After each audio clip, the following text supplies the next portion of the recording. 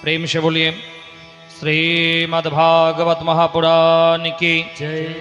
निज निज सद्गुरुदेव भगवान की जय। निज निज आराध्य देवी देवता की जय।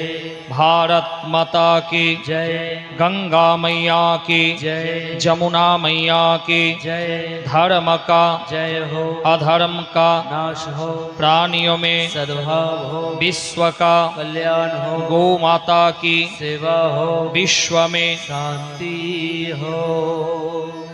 ओम शांति ओम शांति ओम शांति।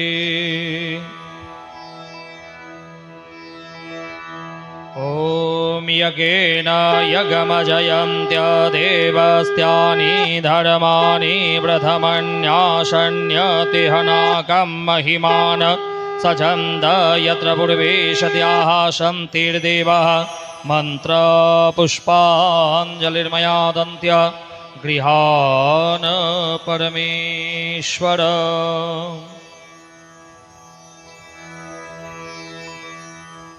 आज के भागवत कथार तृतीय दिवस। प्रथमेई आमादेर किछु যান্ত্রিক ত্রুটির জন্যে অনেকটাই বিলম্ব হয়ে গেছে। কিছু কিছু শ্রোতা অনেকক্ষণ থেকে বসে আছেন। সত্যি আপনাদের কাছে আমরা দুঃখিত, কারণ যন্ত্র তো কখন যে বিকল হয়ে যাবে আমরা কেউ জানি না। তো যাই হোক, অবশেষে ভগবানের আশীর্বাদে মোটামুটি সব কিছু ঠিক হয়েছে। তো আজকে এই তৃতীয় দিবসের কথা প্রসঙ্গে প্রবেশ করার আগে গতকালকের কিছু প্রসঙ্গ আপনারা সবাই জানেন যে মহারাজ পরীক্ষিতের ব্রহ্ম অভিশাপ লেগেছেন। আর সেই ব্রহ্ম অভিশাপ কে দিয়েছে? একজন মুনি, যার নাম ছিল শৃঙ্গী মুনি। এই শৃঙ্গী মুনি কৌশিকী নদীর জল হাতে তুলে নিয়ে বজ্র কণ্ঠস্বর অভিশাপ দিয়েছিলেন, যেটা শ্রীমদ্ ভাগবত মহাপুরাণে ব্রহ্ম অভিশাপ নামে খ্যাত। তো সেই শৃঙ্গী মুনি কৌশিকী নদীর জল হাতে তুলে নিয়ে বজ্র কণ্ঠস্বরে বলেছিলেন, ইতি লঙ্ঘিতমর্যাদাম তক্ষক সপ্তমে অহনি দংছতিস্মা কুলঙ্গারং চ উদিতমে তদদ্রুহম। যে কুলাঙ্গার আমাদের গুরুদেবের গলায় সাপ টাঙিয়ে তার অপমান করেছে, আমি তার পুত্র তাকে অভিশাপ দিচ্ছি, 7 দিনান্তে তাকে তক্ষক নাগ দংশন করবে। এই ব্রহ্ম অভিশাপ গতকালকে আমরা শ্রবণ করেছিলাম। মহারাজ পরীক্ষিত যখন জানতে পারল তার আয়ু আর 7টা দিন, মহারাজ পরীক্ষিত তার রাজপাট দায়িত্ব তার বড় ছেলে জন্মেঞ্জয়কে দিয়ে সেখান থেকে বেরিয়ে গেলেন। কে বলছে, হে রাজন, আপনি যজ্ঞ করুন, আপনার উদ্ধার হবে। কে বলছে, না না, আপনি পুজো দান ইত্যাদি করুন। আর সেই সময় নৈমিষারণ্যে 88,000 মুনি ঋষি বিরাজমান, আর তারই মাঝে 16 বছরের এক কিশোর। 16 বছরের সেই কিশোর সুখদেবজি মহারাজ রাজা পরীক্ষিতকে বলছে, হে রাজন, 7টা দিন তো অনেক, 7 ফলে আপনার উদ্ধার হবে। কেমন করে? আপনি যদি ভাগবত কথার সাধন করেন। বেশ, ব্যাসপীঠ নির্মাণ হলো। ব্যাস আসনে সুখদেবজি মহারাজ বসলেন, আর শ্রোতার আসনে রাজা পরীক্ষিত বসলেন। কথা প্রারম্ভ হবে তার পূর্বে আর একটা কথা বলতে হয়, যে সুখদেবজি মুনি হচ্ছেন ব্যাসদেবের পুত্র। তো গতকালকে ব্যাসদেবের বংশ পরিচয় বলেছিলাম, আবার একটু মনে করিয়ে দেওয়ার জন্য বলি। ব্রহ্মার পুত্র বশিষ্ঠ, সে বশিষ্ঠের পুত্র হচ্ছে শক্তি, শক্তির পুত্র পরাশর, আর পরাশরের পুত্র হচ্ছে মহর্ষি বেদব্যাস, আর বেদব্যাসের পুত্র হচ্ছে সুখদেবজি মহারাজ। তো সেই ব্যাস আসনে সুখদেবজি মহারাজ বসলেন, কথা আরম্ভ হবে। সেই সময় দেবরাজ ইন্দ্রের অমৃত কলস নিয়ে আগমন হলো। দেবরাজ ইন্দ্র গুরুদেবকে বলছে, হে গুরুদেব, আপনি এই অমৃত কলস থেকে অমৃত সুধা রাজা পরীক্ষিতকে পান করিয়ে দেন। রাজা পরীক্ষিতের মৃত্যু হবে না, অমর হয়ে যাবে। আর ভগবানের কথা অমৃত দেবতাদের জন্য শোনান।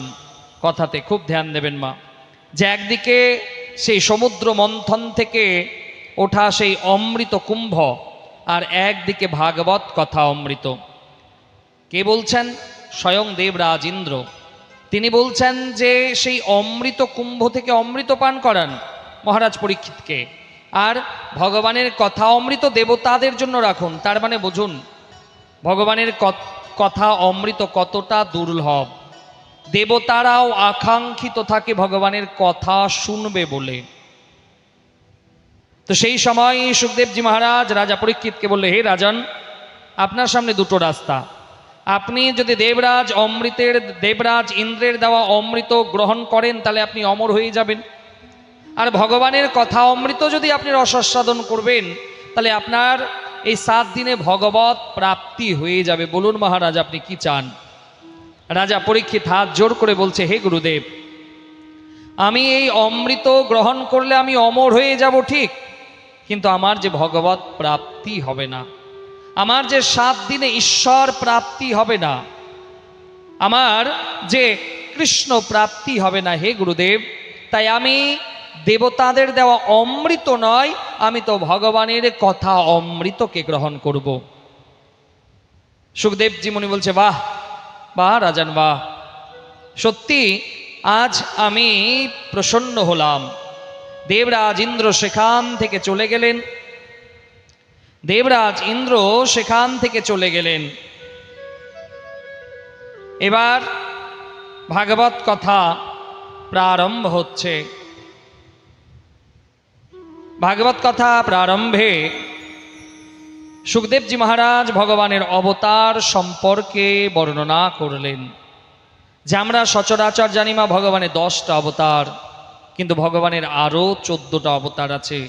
ভগবানের মোট 24টা অবতার আছে, 10টা প্রধান অবতার আর 14টা অংশ অবতার। এই মিলিয়ে মোট ভগবানের 24টা অবতারের বর্ণনা করলেন। কিন্তু আজকে সময় অল্পতার জন্যই আমরা সেই 24টা অবতারের বর্ণনাতে যেতে পারছি না, শুধুমাত্র কথা সারকে শুনে এগোতে হবে। কারণ যেহেতু 5 দিনের কথা, তো সেহেতু আমাকে ওইভাবেই এগোতে হবে। বলো রাধে রাধে। তো সেই 24টা অবতারের বর্ণনা সুখদেবজি মহারাজ রাজা পরীক্ষিতকে শোনালেন। তারপরে ভাগবতের 10 লক্ষণ, ভাগবতের 10 লক্ষণ সম্পর্কে সুখদেবজি মহারাজ রাজা পরীক্ষিতকে শোনালেন। যে শ্রীমদ্ ভাগবত মহাপুরাণের যে 10টা লক্ষণের কথা বলা হয়েছে, সেই লক্ষণগুলো হচ্ছে ভগবান কেমন করে ব্রহ্মাণ্ডের উৎপত্তি করলেন, সেই ব্রহ্মাণ্ডের উৎপত্তি কথা, উপসৃষ্টি কথা, লোকসমূহের স্থিতি, ভগবান কর্তৃক পালন, কর্মবাসনা, মন্বন্তরাদি বর্ণনা, ভগবত তত্ত্ব জ্ঞান, ভগবত ধামে প্রত্যাবর্তন, মুক্তি এবং আশ্রয়। এটা হচ্ছে ভাগবতের 10 লক্ষণ। এই ভাগবতের 10 লক্ষণ সম্পর্কেও সুখদেবজি মহারাজ রাজা পরীক্ষিতকে শোনালেন। আজকে ভেবেছিলাম যে এই প্রসঙ্গগুলো আলোচনা করব ভাগবতের 10 লক্ষণ, কিন্তু যেহেতু সময় অনেকটাই চলে গেছে তাই কথা সারগুলোকে স্পর্শ করে কথাকে এগিয়ে নিয়ে যেতে হবে। এদিকে রাজা পরীক্ষিত সুখদেবজি মহারাজকে বলল, হে গুরুদেব, তাহলে আপনি ভাগবতের প্রথম লক্ষণের যে 10টা লক্ষণের প্রথম লক্ষণ এই ব্রহ্মাণ্ড সৃষ্টি, কেমন করে সৃষ্টি রচনা হলো হে গুরুদেব কৃপাপূর্বক আমাকে বলুন। সুখদেবজি মহারাজ রাজা পরীক্ষিতকে বললেন, হে রাজন, এই প্রশ্ন একবার দেবর্ষি নারদ ব্রহ্মাকে গিয়ে করেছিলেন। দেবর্ষি নারদ ব্রহ্মাকে একই কথা জিজ্ঞেস করেছিলেন যে হে পিতামহ, এই সৃষ্টির বর্ণনা আপনি কৃপাপূর্বক বলুন। তো হে রাজন, আমি আজকে আপনাকে সেই সৃষ্টি বিষয়ক কথাগুলো শোনাবো, কেমন করে ব্রহ্মাণ্ড সৃষ্টি হলো। হে রাজন, পরমাত্মা সেই ক্ষীর সাগরে বিরাজমান, ক্ষীর সাগরে বিরাজমান পরমাত্মা অর্থে এখানে নারায়ণের কথা বলা হয়েছে, পরব্রহ্ম। নারায়ণ কথার মানে নার মানে জল, অয়ন মানে বাসস্থান। কথাতে খুব ধ্যান দেবেন মা। নারায়ণ কথার যে মানে সংস্কৃত ব্যাকরণে বলা হয়েছে নার অর্থে জলরাশি আর অয়ন অর্থে বাসস্থান, অর্থাৎ যার বাস সেই জলস্থানে তিনি হচ্ছেন সেই নারায়ণ। সেই ক্ষীর সাগরে ভগবান কেমন করে আছেন? শেষ নাগের শয্যাতে শায়িত হয়ে আছে। শেষ নাগ মানে ক্ষীর সাগরে কুণ্ডলী মেরে বসে আছে। দেখেছেন তো সাপের কুণ্ডলী মেরে সাপ যখন বসে থাকে, তো সেই ক্ষীর সাগরে শেষ নাগ কুণ্ডলী মেরে বসে আছে আর উপরে ফোনা, আর সেই জায়গায় ভগবান নারায়ণ বিরাজমান। তো সেই নারায়ণের নাভি কমল থেকে, ব্রহ্মার নাভি কমল থেকে পদ্ম ফুলের উৎপত্তি। হে রাজন, সেই নারায়ণ ক্ষীর সাগরে শায়িত, আর সেই নারায়ণের নাভি কমল থেকে পদ্মের জন্ম। পদ্ম ফুল তো দেখেছেন মা? তো সেই ভগবান নারায়ণের নাভি কমল থেকে পদ্মের জন্ম, আর সেই পদ্ম আকাশে গিয়ে সেখান থেকে পদ্ম থেকে জন্ম হলো ব্রহ্মার। তো সেই ব্রহ্মা যখন সৃষ্টি হলো, ব্রহ্মার উৎপত্তি হয়ে ব্রহ্মা চতুর্দিকে দেখলেন, তাকালেন। চতুর্দিকে যখন তাকালো, ব্রহ্মার 4 মাথা হলো, ব্রহ্মার 4 মস্তক, চতুর্দিকে দেখার জন্যে। তো সেই ব্রহ্মা মনে মনে ভাবলো যে এখানে তো আমি কাউকে দেখতেই পাচ্ছি না, সবই তো নিরাকার, আমি কাউকে দেখতেই পাচ্ছি না, শুধু চারদিকে জল আর জলরাশি। সেই সময় ব্রহ্মা চারদিকে তাকানোর পরেও কাউকে যখন দেখলো না, তখন মানে একটা নিনাদ এলো, একটা দৈব বাণী হলো 2 অক্ষরের। খুব মন দিয়ে শুনবেন। মানে সেই পরমাত্মা ব্রহ্মার উদ্দেশ্যে 2 অক্ষর বললেন, আর এই 2 অক্ষরের মহিমা কিন্তু অনেক বেশি। 2 অক্ষর ত আর প, তপ।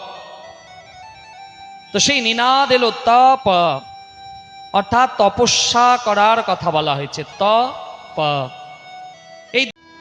এই কথা শোনার, দেখুন এই কথার সঙ্গে কিন্তু অনেক ঘটনা বিরাজমান।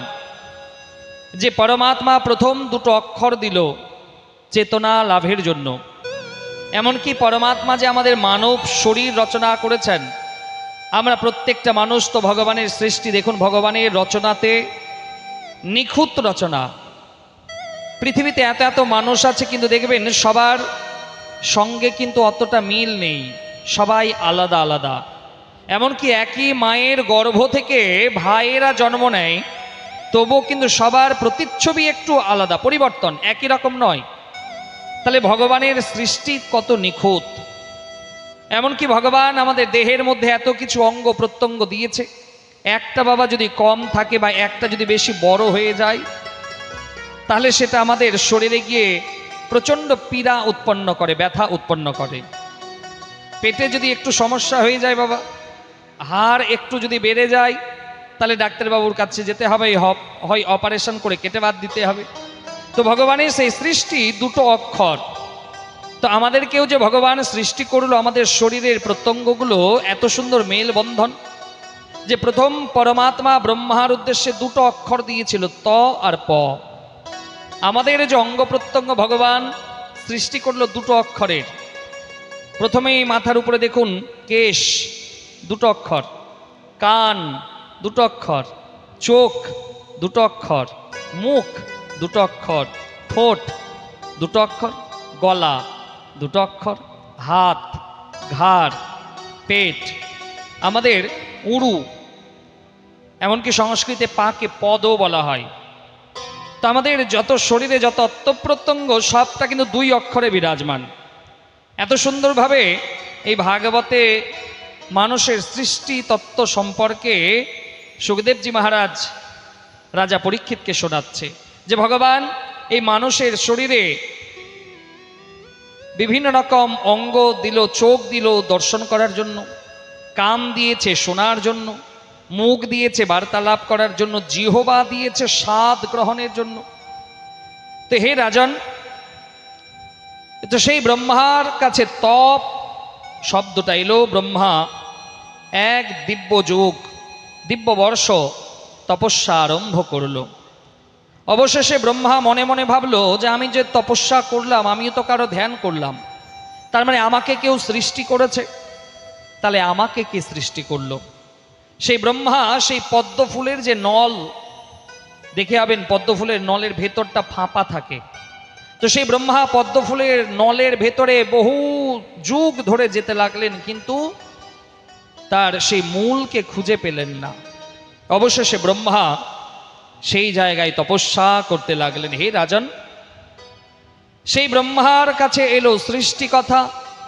ব্রহ্মা 4 কুমারকে সৃষ্টি করলেন। প্রথম সনক, সনন্দ, সনাতন, সনত কুমার, 4 জন যাদেরকে ব্রহ্ম ঋষি বলা হয়। এই 4 জনকে যখন আবার বলল যে তোমরা যাও, তোমরা সৃষ্টিকে বাড়াও, তোমরা সংসার করো, তো সেই 4 ঋষি বলল না, আমরা সংসার করব না, আমরা তো ব্রহ্ম ঋষি। এমনকি সেই ব্রহ্ম ঋষিদের হাজার হাজার বছর বয়স হওয়া সত্ত্বেও তাদের দেহের আকৃতি ছিল 5 বছরের শিশুর মতন। তো ব্রহ্মা যখন দেখলো যে আমি 4 সন্তান উৎপন্ন করেও সৃষ্টিকে তারা বাড়াতে আগ্রহী নয়, সেই সময় হে রাজন, ব্রহ্মার ডান অঙ্গ থেকে মনু মহারাজের জন্ম, আর ব্রহ্মার বাম অঙ্গ থেকে শতরূপার জন্ম। খুব মন দিয়ে শুনবেন মা, পৃথিবীর প্রথম মানব মনু মহারাজ, আর পৃথিবীর প্রথম মা হচ্ছে শতরূপা। মনু আর শতরূপা প্রথম স্ত্রী আর পুরুষ। ব্রহ্মার ডান অঙ্গ থেকে পুরুষ জাতির জন্ম, আর ব্রহ্মার বাম অঙ্গ থেকে নারী জাতির জন্ম। মনু আর শতরূপাকে আদেশ দেওয়া হলো, যাও তোমরা সংসার করো, তোমরা পুত্র উৎপন্ন করো। সেই মনু আর শতরূপার 3 কন্যা, আকুতি, দেবহূতি, প্রসূতি, আর 2 পুত্র, প্রিয়ব্রত, উত্তানপাদ। পৃথিবীর প্রথম মানুষ হচ্ছে মনু মহারাজ আর শতরূপা, পৃথিবীর প্রথম মানুষ মানব। এই মনুর সন্তান আমরা, এই জন্য আমাদের মানব বলা হয়, মানুষ বলা হয়। কিন্তু আমাদেরকে ছোটবেলা থেকে এমনভাবে আমাদের বুদ্ধিটাকে কনভার্ট করা হলো, ছোটবেলা থেকে আমাদের সেই ইতিহাস বইয়ে পড়ানো হলো, তোমরা তো বানরের বংশজ ছিলে, তোমরা তো শিম্পাঞ্জির বংশজ ছিলে। কিন্তু আজ থেকে 5,500 বছর আগেকার ইতিহাস শ্রীমদ্ ভাগবত মহাপুরাণে পরিষ্কারভাবে লেখা আছে, পৃথিবীর প্রথম মানুষ হচ্ছে মনু আর শতরূপা। মনু আর শতরূপা থেকে মানবের জন্ম। এমনকি তাই নয় হে রাজন, সেই ব্রহ্মা আলাদা আলাদাভাবে এই ব্রহ্মাণ্ড সৃষ্টির মধ্যে পশু, কীট, পতঙ্গ, বৃক্ষ সমস্ত কিছু আলাদাভাবে তৈরি করলেন। কিন্তু আমাদের ভাগ্য দেখুন, ছোটবেলায় আমরা ইতিহাস বইয়ে পড়লাম, আমাদের পড়ানো হলো তোমাদের বংশস্থ শিম্পাঞ্জি ছিল, তোমাদের বংশস্থ গেরিলা ছিল। আজও জঙ্গলে তো শিম্পাঞ্জি ঘুরে বেড়ায়, আজও তো জঙ্গলে বানর ঘুরে বেড়ায়, একটারও গর্ভ থেকে মানুষের মতন সন্তান এখনো খুঁজে পায়নি। মানুষের থেকে মানুষেরই জন্ম, বানরের থেকে বানর জন্ম, শিম্পাঞ্জি থেকে শিম্পাঞ্জির জন্ম, গেরিলা থেকে গেরিলার জন্ম। কিন্তু আমাদের সেই শিক্ষা ব্যবস্থাটাকে এমনভাবে কনভার্ট করে দেয়া হলো যে সেই অসুস্থ শিক্ষা আমাদের জীবনে নিয়ে এলো। যে শিক্ষা, কারণ আগেকার দিনে মা ভারতবর্ষে ঋষিমুনিরা পুরাণ রচনা করেছেন সংস্কৃত ভাষায়। এমনকি আমেরিকার একজন লেখক যার নাম ছিল ডেভিড ফ্র্যালি, তিনি তার কলমে লিখেছেন যে সারা পৃথিবীর মানুষ যখন পড়াশোনা জানতো না, তখন ভারতবর্ষের ঋষিমুনিরা পুরাণ রচনা করেছেন, গ্রন্থ রচনা করেছেন। এই ভারতবর্ষের একজন মহাপুরুষ যার নাম ছিল আর্যভট্ট, সেই আর্যভট্টকে আমরা জানলাম না যে আমাদের কাছে শূন্যের আবিষ্কার দিয়েছিল। মহর্ষি কনাদ, তাকে জানলামই না। মহর্ষি সুশ্রুত, জানলামই না। আমাদেরকে পড়ানোই হলো না। আমাদের জীবনটা তো ওই মুঘল সাম্রাজ্য, আকবর, বাবর, শাহজাহানেই আমাদের জীবনটাকে তছনছ করে দিল। সারা পৃথিবীর মধ্যে এই ভারতবর্ষের শিক্ষা ব্যবস্থার মধ্যে এত অত্যাচার করা হলো, কন্টিনিউ এখন পর্যন্ত চলছে। মাফ করবেন, কথাগুলো হয়তো খারাপ লাগতে পারে, কিন্তু আজকে শিক্ষা রসাতলে যেতে শুরু করেছে। কারো মাথা ব্যথা নেই। আগেকার দিনে আমরা ছেলে মেয়েকে পড়াশোনা করাতাম যে ছেলে মেয়ে পড়বে, লেখাপড়া করে চাকরি পাবে, রোজগার হবে, বাবা মায়ের চিকিৎসা হবে, সুন্দর বাড়ি তৈরি হবে।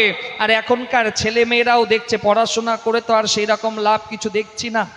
তাহলে সেই এখনকার বর্তমানে নতুন প্রজন্ম একটা নেশার দিকে অগ্রসর হয়েছে বাবা, সেটা হচ্ছে ফেসবুকে রিল বানানোর নেশা। যা আগে চাকরি করে রোজগার করতে হতো, আর এখন তো বাবা রিল বানিয়ে ছোট ছোট পোশাক পরলেই রোজগার হয়। মাফ করবেন, কথাগুলো হয়তো অনেকে খারাপ লাগতে পারে, কিন্তু বাস্তব সত্য। কেন? তাহলে আমাদের এই নতুন প্রজন্ম সেই দিকটাকে কেন বেছে নিল? কারণ আমাদের হাত থেকে যে শিক্ষা হাত ছাড়া হয়ে গেল। আগেকার দিনে বাবা গ্রামে প্রবেশ করলে সন্ধ্যাবেলায় সবার বাড়ি থেকে পড়ার আওয়াজ শোনা যেত। আজ থেকে 20 বছর আগেও আমরাই যখন পড়াশোনা করতাম, অল্প একটু পড়াশোনা করেছি, বেশি করতে পারিনি। তো যখন পড়াশোনা করতাম তখন মা যখন রান্নাঘরে থাকতো, মা বলতো জোরে জোরে পড় যেন রান্নাঘর অব্দি আওয়াজ আসে। পাড়াতে যদি কেউ একটু জোরে পড়তো আর যদি তার আওয়াজ আমার ঘরে পৌঁছে যেত, তাহলে শুরু হয়ে গেছে, সেই দিন অবস্থা খারাপ। কিন্তু এখন আপনি গ্রাম দিয়ে হেঁটে চলে যান, পাড়া দিয়ে হেঁটে চলে যান, খুব কম, খুব কম এখন আপনি সেই রিল বানানোর ভিডিওর আওয়াজ শুনতে পারবেন বা অন্য কিছুর আওয়াজ শুনতে পাবেন। আমাদের জীবন থেকে শিক্ষা ব্যবস্থা কিন্তু তিলে তিলে সর্বনাশ হয়ে যাচ্ছে, আমরা কেউ বুঝতেই পারছি না। আজকে শিক্ষা ব্যবস্থার যা সিচুয়েশন এসেছে মা দেখুন, আজকে আমরা কোন জায়গাতে এলাম যে আজকে যারা উপর মহলে বসে আছে, সে যেই হোক না কেন, যারা উঁচু সিংহাসনে বসে আছে না, তারা চায় না যেন আপনার ছেলে মেয়ে শিক্ষিত হোক। লোক দেখানোর জন্য তো বাবা বহুত কিছু তারা ঘোষণা করবে, অনেক কিছু বলবে, কিন্তু প্রকৃতপক্ষে তারা কেউ চায় না আপনার ছেলে শিক্ষিত হোক। কারণ আপনার ছেলে যদি শিক্ষিত হয়ে যায়, আপনার ছেলে যদি পিএইচডি করে নেয়, আপনার ছেলে যদি এমএ পাস করে নেয়, বাবা তাদেরকে প্রশ্ন করবে, আর তাদের কাছে যে উত্তর দেওয়ার মতন নাই। আজকে আমরা এমন একটা জায়গাতে চলে আসলাম। আজকে কল্পনা করুন যে আপনার ঘরের ছেলে ছোটবেলায় বাবা মা জমিতে মাঠে কাজ করে ছেলেকে পড়ালো, এমএ পাস করালো, পিএইচডি করালো বহুত কষ্ট করে। কারণ মা পড়াশোনা এমনি এমনি হয় না, বহুত কষ্ট করতে হয়। আমার খুব ভালো করে মনে আছে, আমার জীবনেও এরকম একটা সিচুয়েশন এসেছিল যখন আমি মালদা কলেজে পড়ি, পরীক্ষা দেব। পরীক্ষা দেওয়ার আগে ফর্ম ফিল আপ করার ফিসটুকু আমার কাছে হয়তো সেই সময় ছিল না। অনেক হয়তো যাই হোক ভগবানের দয়াতে সেই ফিসটুকু জোগাড় করতে পেরেছিলাম। তো এইরকম আমার মতন বা আমার থেকে খারাপ তো অনেকেরই পরিবার আছে, যাদের হয়তো সর্বস্ব দিয়ে তারা হয়তো পড়াশোনা করেছে, কিন্তু আজকে দেখুন সেই ঘরে যান, সেই সব থেকে কষ্ট লাগে। একটা বাবা মাও সেই শিক্ষিত বেকারের সামনে দাঁড়াতে গিয়ে লজ্জা পায়। সেই সন্তানকেও যখন সবাই বলে তুমি আজকাল কি করছো, সেই শিক্ষিত বেকারও কোনো কথা বলতে পারে না। কারণ উঁচু রাজ সিংহাসনে যারা বসে আছে মা, তারা সবাই আজকে মত্ত, সবাই আজকে মত্ত। কেউ প্রসাদ নিয়ে মত্ত, কেউ মন্দির নিয়ে মত্ত। আর এই প্রসাদ আর মন্দিরের মাঝে যে কত বাড়ির শিক্ষিত বেকারদেরকে সেই চায়ের দোকানে গিয়ে কাজ করতে হচ্ছে, কত শিক্ষিত বেকারকে কুড়ে কুড়ে তিলে তিলে তারা শেষ হয়ে যাচ্ছে, কেউ দেখার নাই। সবাই জানে যে আমাকে এটা করতে হয়েছে, আমি ওটা করব, কিন্তু এইগুলো তো আমাদের বিষয় নয়। মন্দির প্রসাদ দেওয়ার জন্যে তো ভক্তরা আছে, ভক্তরা নিজের সঞ্চিত অর্থ থেকে বানাক, কিন্তু উঁচু সিংহাসনে যারা বসে আছে তাদের বাবা একটু এই সব বিষয়গুলোকে আলোচনা করার দরকার। কারণ তিলে তিলে আমাদের জীবন থেকে শিক্ষা যে হারিয়ে যাচ্ছে, তিলে তিলে আমাদের নতুন প্রজন্মকে শিক্ষা গ্রাস করে ফেলছে। ভবিষ্যৎ কল্পনা করুন, এমন একটা সময় আসবে যে আপনার ঘরের শিক্ষিত ছেলে, পিএইচডি পাস করা ছেলে না পারবে অন্য কোনো জায়গাতে কাজ করতে, না পারবে অন্য জায়গায় কিছু করতে, তাহলে আমাদের সেই ভবিষ্যৎ প্রজন্ম আমাদের কি হবে? কিন্তু আমরা কেউ এইসব ব্যাপারে চিন্তা করব না। আমরা সবাই ভাবছি আমি তো বেশ আছি, আমি তো আনন্দে আছি, কিন্তু আমি আমার দিকটা দেখতে গিয়ে আমার পরবর্তী প্রজন্মকে যে নাশ করছি, তিলে তিলে আমার সেই প্রজন্ম নাশ হচ্ছে। কে কারো মাথা ব্যথা নাই, দরকারই নাই। আজকে সচরাচর দেখা যাচ্ছে শিক্ষার উপরে বারবার আঘাত করা হচ্ছে। এ ওর দোষ লাগাবে, ও তার দোষ লাগাবে, সবাই দোষ লাগাতে ব্যস্ত। কিন্তু বাবা সেই সবার দোষের মাঝখানে যে আমার ঘরের ছেলে, আপনার ঘরের মেয়ে, আপনার পরিবারের একমাত্র রোজগার করা সেই শিক্ষিত সন্তান যে আজকে বেকার হয়ে ঘুরে বেড়াচ্ছে, কারো মাথা ব্যথা নাই, দরকারই নাই আমাদের মাথা ঘোরানোর। কারণ আমাদের ব্রেনটাকে তো অন্যদিকে কনভার্ট করে দিয়েছে, আমাদেরকে তো অন্যদিকে লড়ালড়ি লাগিয়ে দিয়েছে। আমরা তো এর দোষ লাগাবো, ওর দোষ লাগাবো, এই করে আমার জীবন পার। কিন্তু বাবা মাঝে মধ্যে যে আমার আপনার পরিবারের সেই শিক্ষিত ছেলেগুলোর অবস্থা, তাদের চোখের দিকে তাকিয়ে দেখুন আজকে তাদের কি সিচুয়েশন।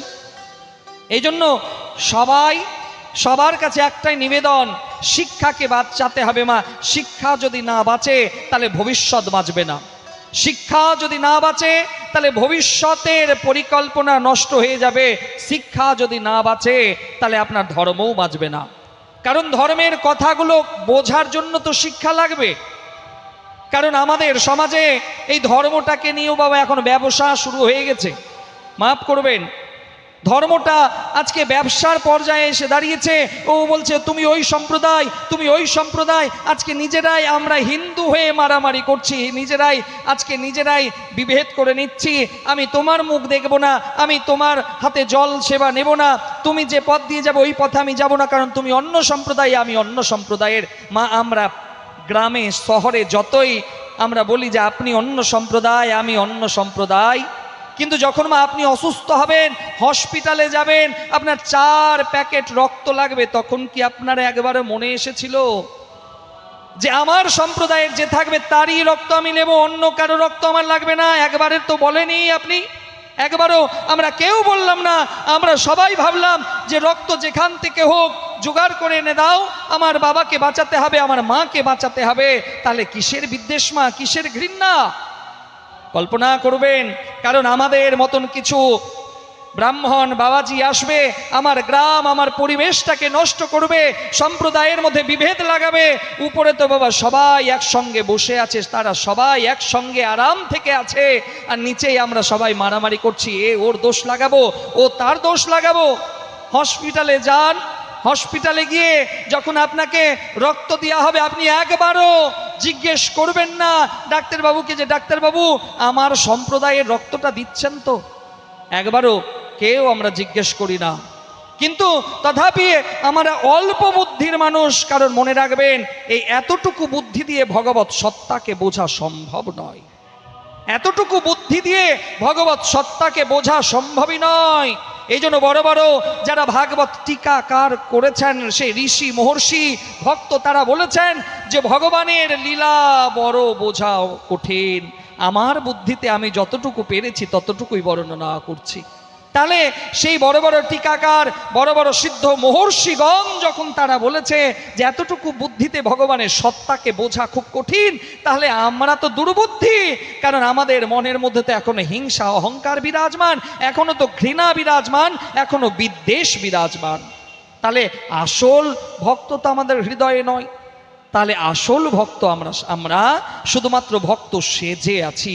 ভক্ত সাজার ভক্ত হওয়া কঠিন। আমরা সবাই ভক্ত সেজে অভিনয় করছি। একটা যাত্রা পালাতে দেখবেন একজন ভিখারিকে রাজার পাঠ দেওয়া হয়, আবার একজন জমিদারকে চাকরের পাঠ দেওয়া হয়। 3 ঘন্টা তারা পাঠ করে, তারপরে আবার গ্রিন রুমে গিয়ে সব মেকআপগুলো খুলে আবার তারা নিজের জীবনে আবার সবাই নিজের মতন করে চলে। ঠিক আমাদের সঙ্গেও এরকম করা হচ্ছে। এই জন্য খুব সাবধান। আসল ধর্মটাকে আমাদের অধ্যয়ন করতে হবে।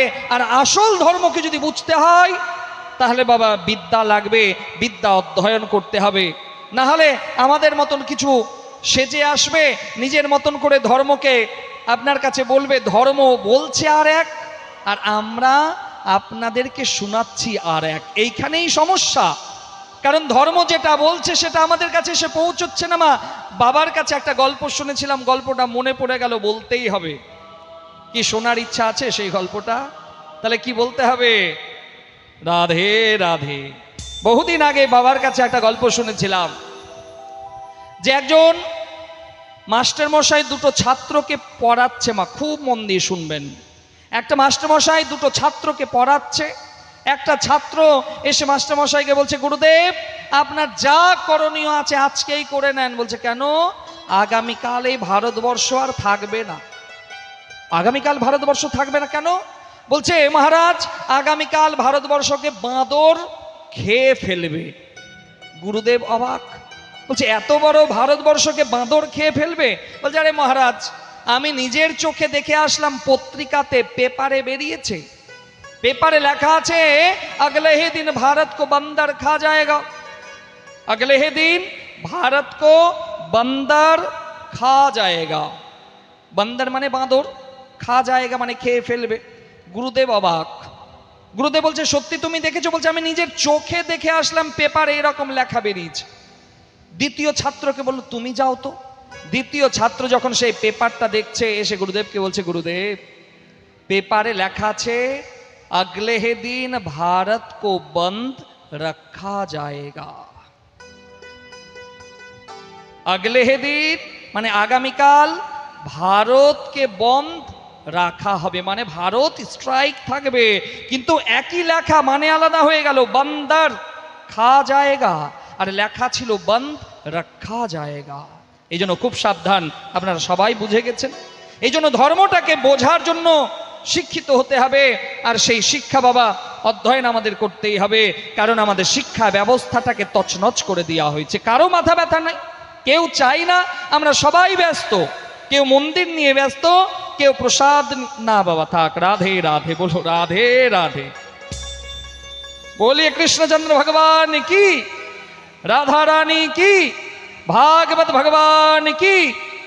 এবার সেই সুখদেবজি মহারাজ রাজা পরীক্ষিতকে বলছে, হে রাজন, এই মনু আর শতরূপার 2 পুত্র 3 কন্যা, আর এদিকে বাবা একটা ঘটনা ঘটলো কর্দম ঋষির কথা। কর্দম ঋষি 10,000 বছর তপস্যা করলেন। তারপরে কর্দম ঋষির কাছে আদেশ হলো, দৈববাণী হলো যে এবার হে কর্দম ঋষি তুমি বিবাহ বন্ধনে আবদ্ধ হও। তো সেই কর্দম ঋষি স্বয়ম্ভূব মনুর কন্যা দেবহূতিকে বিবাহ করলেন। কর্দম ঋষি, খুব মন দিয়ে শুনবেন মাই প্রসঙ্গ। তো কর্দম ঋষি দেবহূতিকে বিবাহ করলেন। দেবহূতির গর্ভে 9টা কন্যা সন্তান হলো। এবার কর্দম ঋষি তপস্যা করতে যাবে। তো দেবহূতি বলছে, আচ্ছা আপনি তো আমাকে 9টা কন্যা সন্তান দিলেন, তাদের বিয়ে দিলে তো তারা শ্বশুর বাড়ি চলে যাবে, তাহলে আমার বাকি জীবনটা আমি কাকে নিয়ে বাঁচব? সেই সময় কর্দম ঋষি বলল, বেশ হে দেবহূতি, তোমার গর্ভে দেবতার অংশ জন্ম নেবে। আশীর্বাদ প্রদান করলো। সেই দেবহূতির গর্ভেই কপিল মুনির জন্ম। কপিল ভগবান আজও গঙ্গাসাগরে যান, কপিল মুনির আশ্রম দর্শন করেন, কপিল মুনিকে প্রণাম করেন, এই সেই কপিল মুনি। তো এই প্রসঙ্গটা অনেক বৃত্তান্ত, অনেক লম্বা, শুধুমাত্র কথা সারকে শ্রবণ করে কথাকে এগিয়ে নিয়ে যেতে হবে। তো সেই কর্দম ঋষি দেবহূতির পুত্ররূপে জন্ম নিল কপিল ভগবান। সেই কপিল মুনি তার মা দেবহূতিকে ব্রহ্ম জ্ঞান প্রদান করলেন। ব্রহ্ম জ্ঞান প্রদান করে সেই কপিল মুনি উত্তর পূর্ব ভারতে চলে গেলেন, গঙ্গা সাগরে, যেখানে ভারতবর্ষের গঙ্গা উৎপন্ন হয়েছে গঙ্গোত্রী থেকে। উত্তরাখণ্ডে যে গঙ্গোত্রী, সেই গঙ্গোত্রী থেকে গঙ্গার উৎপত্তি। 2500 কিলোমিটার গঙ্গার গতিপথ, 2500 কিলোমিটার। সেই 2500 কিলোমিটার গঙ্গা গতিপথ, তারপরে সেই গঙ্গা সাগরে গিয়ে মিলিত হয়। আর সেই গঙ্গা যেখানে সাগরে মিলিত হয়, সেই জায়গার মাহাত্ম্য অনেক বেশি আছে। যেখানে গঙ্গা সাগরের মেলা হয়, সেখানে কপিল মুনি বিরাজমান। আজও সেই কপিল মুনি তো 7 জন চিরঞ্জীবীর মধ্যে একজন, এখনো কপিল মুনি জীবিত। তো সেই কপিল মুনির আশ্রম আজও সেখানে বিরাজমান।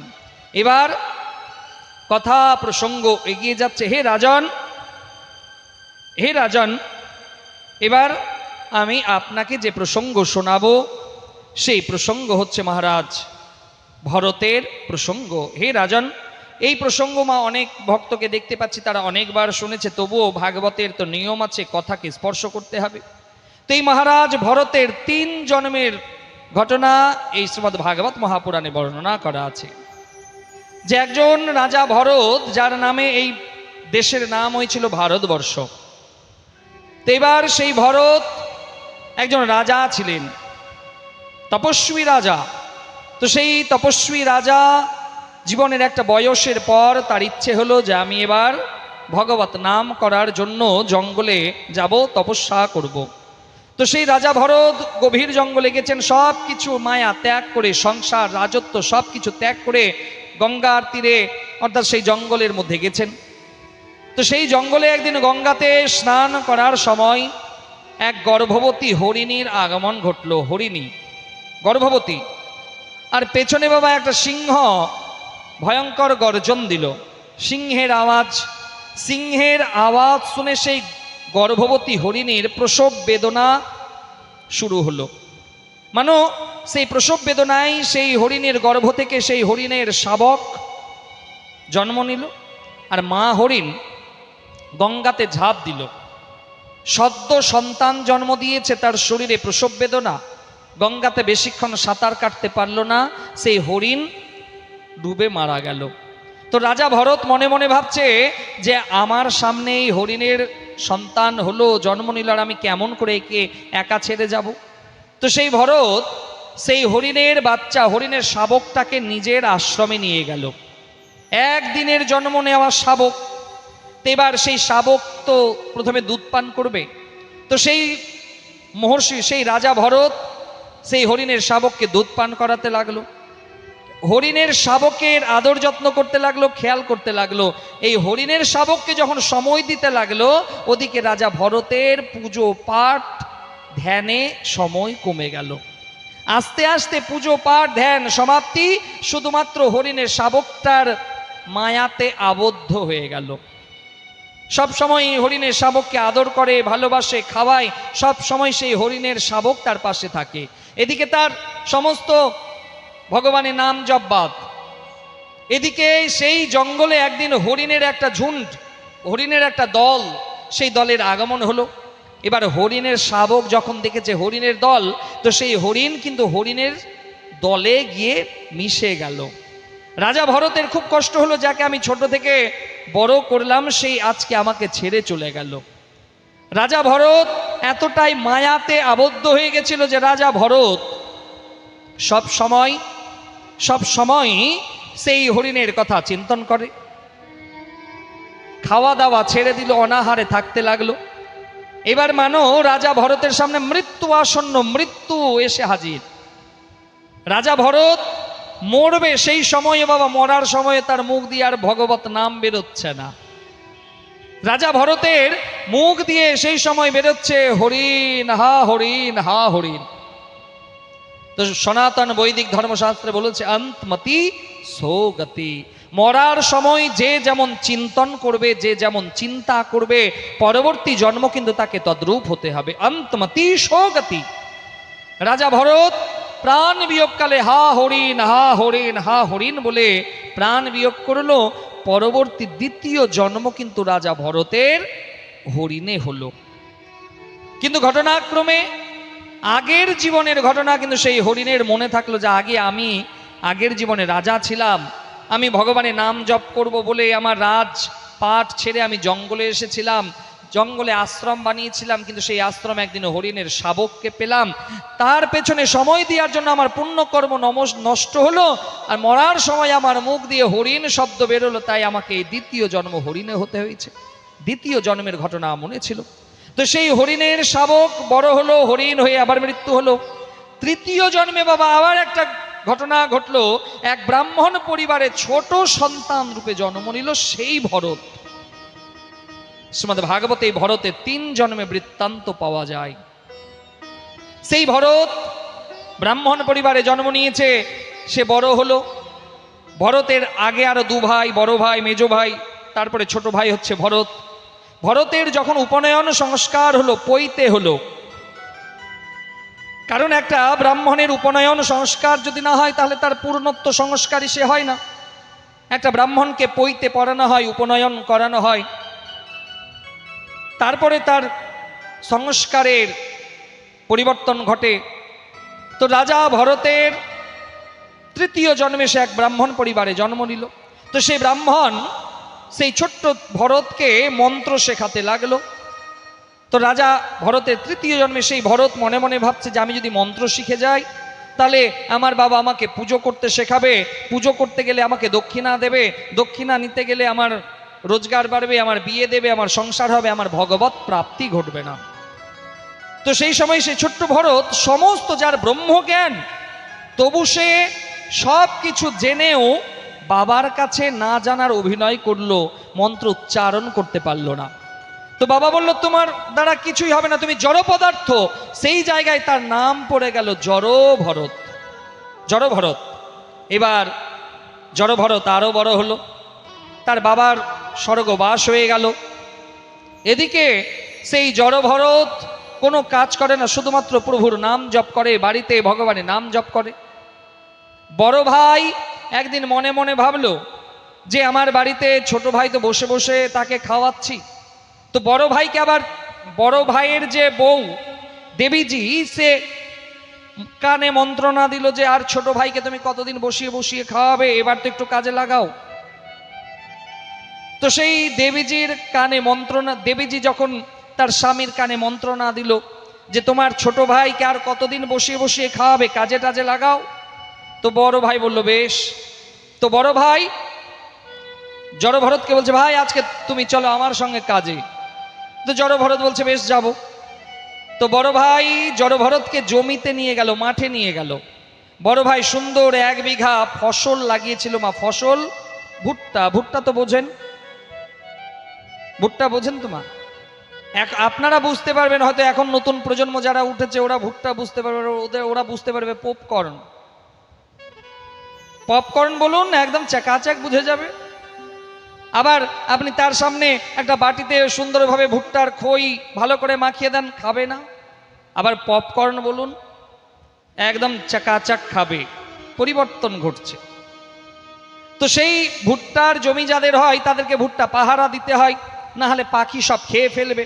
তো বড় ভাই ছোট ভাইকে বলল ভাই আমি একটু বাড়িতে যাচ্ছি, বাড়িতে কাজ আছে, তুমি এক কাজ করো, ভুট্টা হয়েছে, পাখিগুলো নামবে, তুমি দেখো। তো জড় ভরত ভাবলো বেশ, বড় ভাই আনন্দে আছে, যাক আজকে একটু আরাম থেকে বাড়িতে বিশ্রাম করব, বাড়িতে ঘুমাবো, ছোট ভাইকে জমি পাহারা দিতে বলে এসেছি। এবার জড় ভরত জমির এক কোণে বসে আছে। জড় ভরত যেহেতু তার দাদা বলে গেছে পাখিগুলোকে দেখো, তো এবার ঝাঁকে ঝাঁকে সে ভুট্টার জমিতে পাখি নামে, আর পাখি যখন ঝাঁকে ঝাঁকে নামে ভুট্টাগুলো খায়।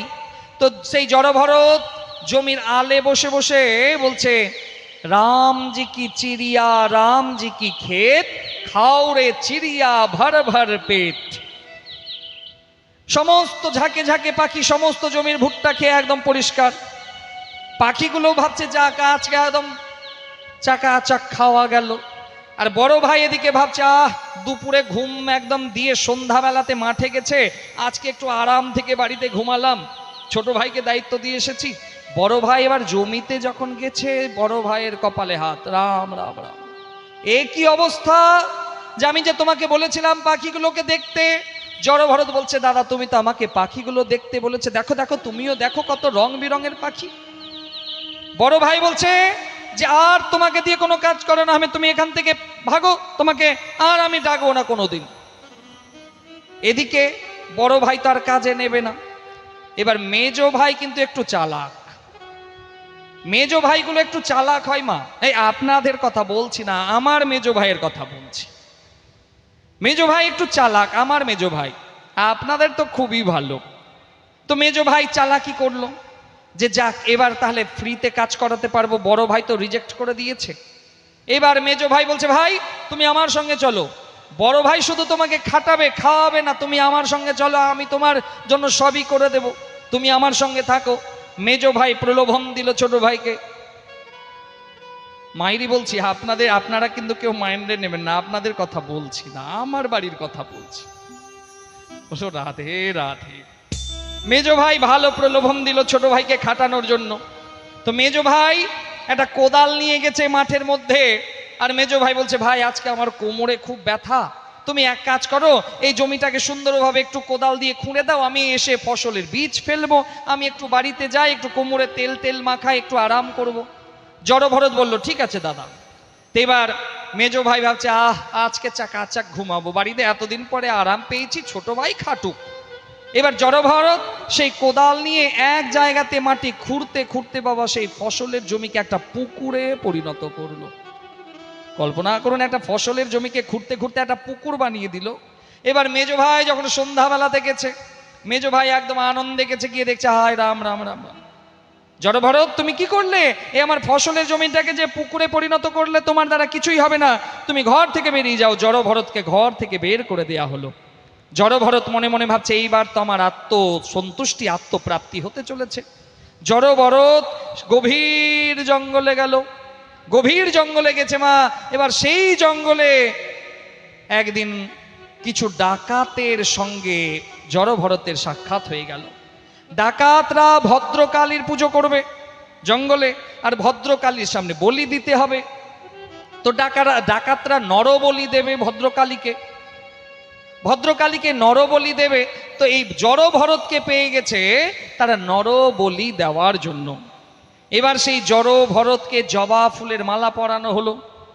জবা ফুলের মালা মায়ের খুব প্রিয়, মা কালীর শক্তি পুজোর ক্ষেত্রে জবা ফুল মায়ের খুব প্রিয়। একটা কথা অবশ্যই বলে দিই, যে যখনই আপনি দুর্গা বা শক্তি পুজোর ক্ষেত্রে জবা ফুল ব্যবহার করবেন, জবা ফুলের যে পুঙ্কেশ্বর সেটাকে কিন্তু ভেঙে দিতে হয়। সেই পুঙ্কেশ্বর যুক্ত জবা ফুল দেবী পুজোর জন্য প্রযোজ্য নয়। হ্যাঁ, সেই শিখা যুক্ত জবা ফুল দেবতা পূজার জন্য আপনি দিতে পারেন, সূর্য নারায়ণকে দিতে পারেন, গণেশজিকে দিতে পারেন, হনুমানজি মহারাজকে দিতে পারেন, কিন্তু দেবীর ক্ষেত্রে সে শিখাটাকে ভেঙে দিতে হয়। শাস্ত্রের নির্দেশ মানা না মানা তো আপনার ব্যাপার। জবা ফুল মায়ের খুব প্রিয়। আর একটা কথা বলতে হয়, দেখুন মাতৃমন্দিরে আমরা বসে আছি, সেই মা কালীর সব থেকে প্রিয় হচ্ছে জবা ফুল। আসুন সুন্দর একটা ভজনে রসাস্বাদন করি, তারপরে কথাটাকে এগিয়ে নিয়ে যাব। বলো রাধে রাধে। বলি কৃষ্ণচন্দ্র ভগবান কি, রাধা রানী কি। ঘুম লাগছে কি? ঘুম লাগছে না? আজকে কিন্তু আমার একটু দেরি হয়েছে, তো একটু দেরি অবধি চলবে, অসুবিধা হবে কি? অসুবিধা হবে না? যার যার অসুবিধা হবে হাত তুলুন তো দেখি। সবাই চালাক হয়ে গেছে, আচ্ছা আর হাত তুলবো না, আগে শুনবো তারপরে হাত তুলবো। বলো রাধে রাধে। আসুন সেই সুন্দর ভজনে রসাস্বাদন করি, তারপরে কথা প্রসঙ্গকে এগিয়ে নিয়ে যাব। আমার মায়ের পায়ের জবা হয়ে ওঠ না ফুটে ও তার গন্ধ না থাক, তার গন্ধ না থাক, যা আছে সে নয় রে ভুয়া মোড়। মায়ের পায়ের জবা হয়ে উঠ না ফুটে মন, আমার মায়ের পায়ের জবা হয়ে উঠ না ফুটে মন। তার গন্ধ না থাক, যা আছে সে নয় রে ভুয়া মোড়। গন্ধ না থাক, ও তার গন্ধ না থাক, যা আছে সে নয় রে ভুয়া মোড়। মায়ের পায়ের জবা হয়ে উঠ না ফুটে মন, আমার মায়ের পায়ের জবা হয়ে উঠ না ফুটে মন।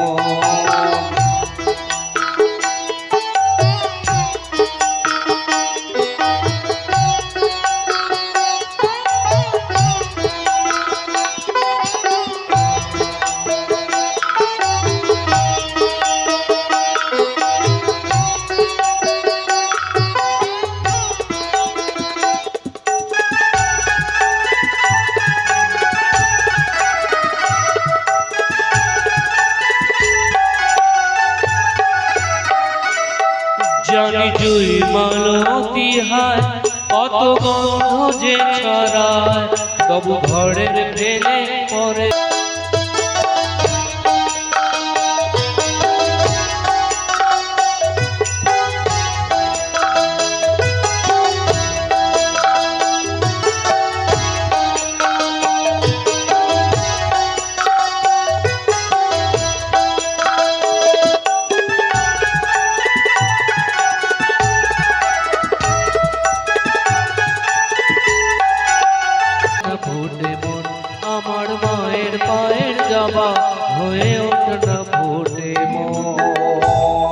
বলো রাধে রাধে।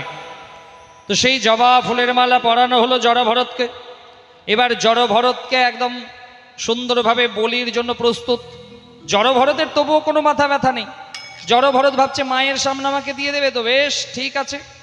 জড়ভরতের একটাই মাথায় ছিল, আমাকে ব্রহ্ম প্রাপ্তি হতে হবে, আমাকে সেই ভগবত প্রাপ্তি যেন আমার হয়ে যায়। কারণ এই জন্য আমার 2 জন্ম নষ্ট হয়েছে, এই জন্ম যেন আমার বৃথা না হয়। তো সেই জড়ভরতকে নিয়ে যাওয়া হলো ভদ্রকালীর কাছে। ভদ্রকালীর সামনে একটা যূপকাষ্ঠ পোতা থাকে, যূপকাষ্ঠ। সেই যূপকাষ্ঠের মধ্যে জড়ভরতকে ভরে দেওয়া হলো, এই বলি দিতে যাবে। এমন সময় সেই ভদ্রকালী প্রকাশ হলো। আর সেই ভদ্রকালী যেমনি মা হাতে খড়গ নিয়ে সেখানে আবির্ভূতা হলেন, ডাকাতেরা সব ভয়ে পালিয়ে গেল। আর সেই সময় সেই ভদ্রকালী নিজে যূপকাষ্ঠ থেকে রাজা সেই ভরতকে সেখান থেকে বের করলেন। ভরত এতটাই ব্রহ্ম জ্ঞানে লিপ্ত হয়ে আছে, মা একবারের জন্য মা ভদ্রকালীকে বললেন না যে হে দেবী তোমার কৃপায় আমি বেঁচে গেলাম। ভদ্রকালী বিরাজমান, আর জড়ভরত সেখান থেকে বেরিয়ে গেলেন। ভদ্রকালী অন্তর ধ্যান হলেন। এদিকে জড়ভরত তারও গভীর জঙ্গলে প্রবেশ করেছে। এদিকে মা একজন রাজা, যার নাম ছিল রহু রাজা। রহু রাজা ওই কপিল মুনির আশ্রমে যাবে সৎসঙ্গ করার জন্য। তো রহুর আগেকার দিনে তো বাবা ট্রেন, বাস, মোটরসাইকেল ছিল না, পালকিতে করে যেতে হতো, পালকিতে করে। তো এখানে হয়তো অনেকজন আছেন যারা নিজের বিয়েতে হয়তো পালকিতে উঠেছেন না মা? অনেকে হয়তো উঠে হবেন। তো পালকিতে নিয়ে যাওয়ার যে আরাম সেটা তো অনেকে জানেন। তো এবার রহু রাজাকে সেই কাহারগুলো নিয়ে যাচ্ছে। তো একজন কাহার বাবা অসুস্থ হয়ে গেছে। তো সেই কাহারগুলো বলছে মহারাজ আর পালকি নিয়ে যাওয়া যাবে না। কেন? বলছে একজন অসুস্থ হয়ে গেছে, আর পালকি কাঁধে নেবে কে? তো রহু রাজা বলছে না, আমাকে তো আজকে পৌঁছতেই হবে, এই জঙ্গলে তুমি যাকে পাবে ধরে নিয়ে এসো। তো এবার রাজার আদেশ মানতে হবে। ভরতকে দেখতে পেল, সুঠাম চেহারা, হাড্ডা গুড্ডা চেহারা। তো ভরতকে বললো ভাই চলো, তোমাকে আমার সঙ্গে যেতে হবে কাজে। জড়ভরত বলছে বেশ চলুন। জড়ভরতকে সেই পালকির বাঁশ তার কাঁধে দেয়া হলো। সামনের দিকে জড়ভরত আর পেছনে বাকি সব কাহারগুলো। এবার জড়ভরতের চেষ্টা ছিল যে আমার দ্বারা যেন কোনো পশুর আঘাত না হয়। রাস্তা দিয়ে তো অনেক পিঁপড়ে, ব্যাঙ, কীট পতঙ্গ ইত্যাদি যাতায়াত করে। তো জড়ভরত যখনই দেখে কোনো ব্যাঙ যাচ্ছে তখন লাফিয়ে যায়। এবার যখন কল্পনা করুন কাঁধে পালকি থাকবে, আর যদি কেউ লাফায় তাহলে ভেতরে যে থাকবে ওর সিচুয়েশন কি হবে? একবার এদিকে লাগছে, একবার এদিকে লাগছে। আবার যখন পিঁপড়ের দল যাচ্ছে, জড়ভরত সেই লাফিয়ে পিঁপড়ের দলটাকে পার করবে, আবার এদিকে লাগছে, এদিকে লাগছে। 2-4 বার যখন রহু রাজার লেগেছে, রহু রাজা বলছে দাঁড়াও, পালকি নিয়ে যাচ্ছ। রহু রাজা পালকি থেকে বেরিয়েছে না। এই অভিজ্ঞতা অনেকের আছে, এই অভিজ্ঞতা অনেকের আছে যে পালকিতে একবার এদিকে লাগা, একবার এদিকে লাগা, অনেকের অভিজ্ঞতা আছে। বলো রাধে রাধে। তো যারা সেই অভিজ্ঞতা জানে তারা জানে যে ওই রাজার সিচুয়েশন কি হবে। তো রহু রাজার একবার এদিকে লেগেছে, একবার এদিকে লেগেছে, ভালো একদম। তো রহু রাজা বলছে পালকি থামাও। পালকি থেকে নামিয়ে রহু রাজা যখন পর্দা থেকে বেরিয়ে দেখছে সুঠাম বলিষ্ঠ চেহারা, রহু রাজা কিন্তু সেই জড়ভরতের উপহাস করলো। ও হো হো, তোমরা এত রোগা পাতলাকে নিয়ে এসছো, কি পালকি নিয়ে যেতে পারে? এই কথা কিন্তু জড়ভরতের আঘাত করেছে। জড়ভরত বলছে হে রাজন, আপনি আমার বাহ্যিক রূপ দেখে আপনি আমার গুণ বিচার করতে পারেন না। এই কথা যখন চলছে, আর ঠিক সেই সময় জড়ভরতের কাঁধে পৈতের উপরে রহু রাজার দর্শন গেল। রহু রাজা হাত জোর করে বলছে আপনি কি ব্রাহ্মণ সন্তান? আপনি কি ব্রাহ্মণ? জড়ভরত বলছে হ্যাঁ আমি ব্রাহ্মণ সন্তান। সেই সময় রহু রাজা বলছে আমি যমরাজের কালদণ্ডকে ভয় পাই না, আমি শিবের ত্রিশূলকে ভয় পাই না, আমি ইন্দ্রের বজ্রকে ভয় পাই না। আমার ভয় তো হয় ব্রাহ্মণ দেবতাকে দেখে, আমার দ্বারা যেন কোনো ব্রাহ্মণের অপমান না হয়ে যায়। আর হে হে ব্রাহ্মণ দেবতা, আমি বুঝতে পারিনি, আমাকে ক্ষমা করুন, আমি বুঝতে পারিনি, তাই আমি আপনাকে অনর্গল কথা বলেছি। অবশেষে জড়ভরত ব্রহ্ম জ্ঞান প্রদান করলেন সেই রঘু রাজাকে। জড়ভরত ভগবত প্রাপ্তিতে গেলেন, আর এদিকে রঘু রাজাও সেই কপিল মুনির আশ্রমে গেলেন সৎসঙ্গের জন্য। তো এই প্রসঙ্গকে প্রণাম করিবার কথাকে এগিয়ে নিয়ে যেতে হয়। তারপরে ষষ্ঠ স্কন্ধে অজামিলের প্রসঙ্গ আসে। মহারাজ, হে রাজন, এবার আমি আপনাকে অজামিলের প্রসঙ্গ শোনাচ্ছি, খুব মন দিয়ে শুনবেন। এই অজামিলের প্রসঙ্গে আমরা জানতে পারবো বাবা আসল বৈষ্ণব ধর্মের প্রতিষ্ঠাতাকে। খুব মন দিয়ে শুনবেন। এই অজামিলের প্রসঙ্গে 12 জন বৈষ্ণব ধর্মের প্রতিষ্ঠাতার নাম আছে শ্রীমদ্ ভাগবত মহাপুরাণে ষষ্ঠ স্কন্ধে। অজামিল একজন কান্নকুব্জ ব্রাহ্মণ ছিলেন। খুব মন দিয়ে শুনবেন মাই প্রসঙ্গ। অজামিল কান্নকুব্জ ব্রাহ্মণ। তো সেই কান্নকুব্জ ব্রাহ্মণ প্রথম জীবনেতে অনেক পূজা পাঠ যাগযজ্ঞ ইত্যাদি করলেন, কিন্তু তার একটা সময়ের পরে তার একটা দাসীর প্রতি নজর গেল, সেই দাসীকে বিবাহ করলেন। এবার তার গর্ভে সন্তান হলো। প্রত্যেকটা সন্তানে নিজের মতন করে নাম রাখলেন, কিন্তু তার ছোট ছেলে যখন হলো, সেই সময় গ্রামে একদল সাধু মহাত্মা যাচ্ছিলেন। তারা অজামিলকে ডেকে বললেন, ভাই অজামিল, তোমার এই ছোট ছেলের নাম তুমি নারায়ণ রেখো। অজামিল বলল বেশ। অজামিল তার ছোট ছেলের নাম নারায়ণ রাখলো। অজামিলের 88 বছর বয়স, মৃত্যুর সঙ্গে পাঞ্জা দিচ্ছে। এদিকে যমলোকে যম তার মন্ত্রী চিত্রগুপ্তকে বলছে, চিত্রগুপ্ত দেখো তো আজকে কার নাম আমাদের লিস্টে উঠে আছে। তো চিত্রগুপ্ত বলছে, মহারাজ আজকে অজামিলের প্রাণটাকে যমলোকে নিয়ে আসতে হবে। তো যম বলল বেশ, তাহলে যমদূতকে তৈরি করো। যমদূত তৈরি হলো। সেই যমদূত গেছে অজামিলের প্রাণটাকে নেওয়ার জন্যে। তো সেই অজামিলের গৃহে যখন ভয়ঙ্কর যমদূত কালদণ্ড নিয়ে গেছে, তো অজামিল ভয়ভীত হয়ে গেছে। তো অজামিল যখন ভয়ভীত হয়েছে, তো অজামিল যমদূতকে দেখে ভয় পেয়ে তার ছোট ছেলেকে ডাকছে নারায়ণ নারায়ণ নারায়ণ বলে। অন্তিম সময় যে তার মুখ দিয়ে নারায়ণ উচ্চারণ হয়েছে, মা তার জীবনের সমস্ত পাপ তৎক্ষণাৎ নষ্ট হয়ে গেছে। বৈকুণ্ঠ ধামে ভগবান নারায়ণ তার বিষ্ণু দূতকে বলছে, যাও যাও যাও, অজামিলের প্রাণটাকে আমার বৈকুণ্ঠ ধামে নিয়ে আসো। বৈকুণ্ঠ ধাম থেকে বিষ্ণুদূত সঙ্গে সঙ্গে বেরোলেন। বিষ্ণুদূত দেখতে কিরকম? চতুর্বাহু, 4 হাত। অজামিলের গৃহে এলেন। এদিকে যমদূত আর এদিকে বিষ্ণুদূত।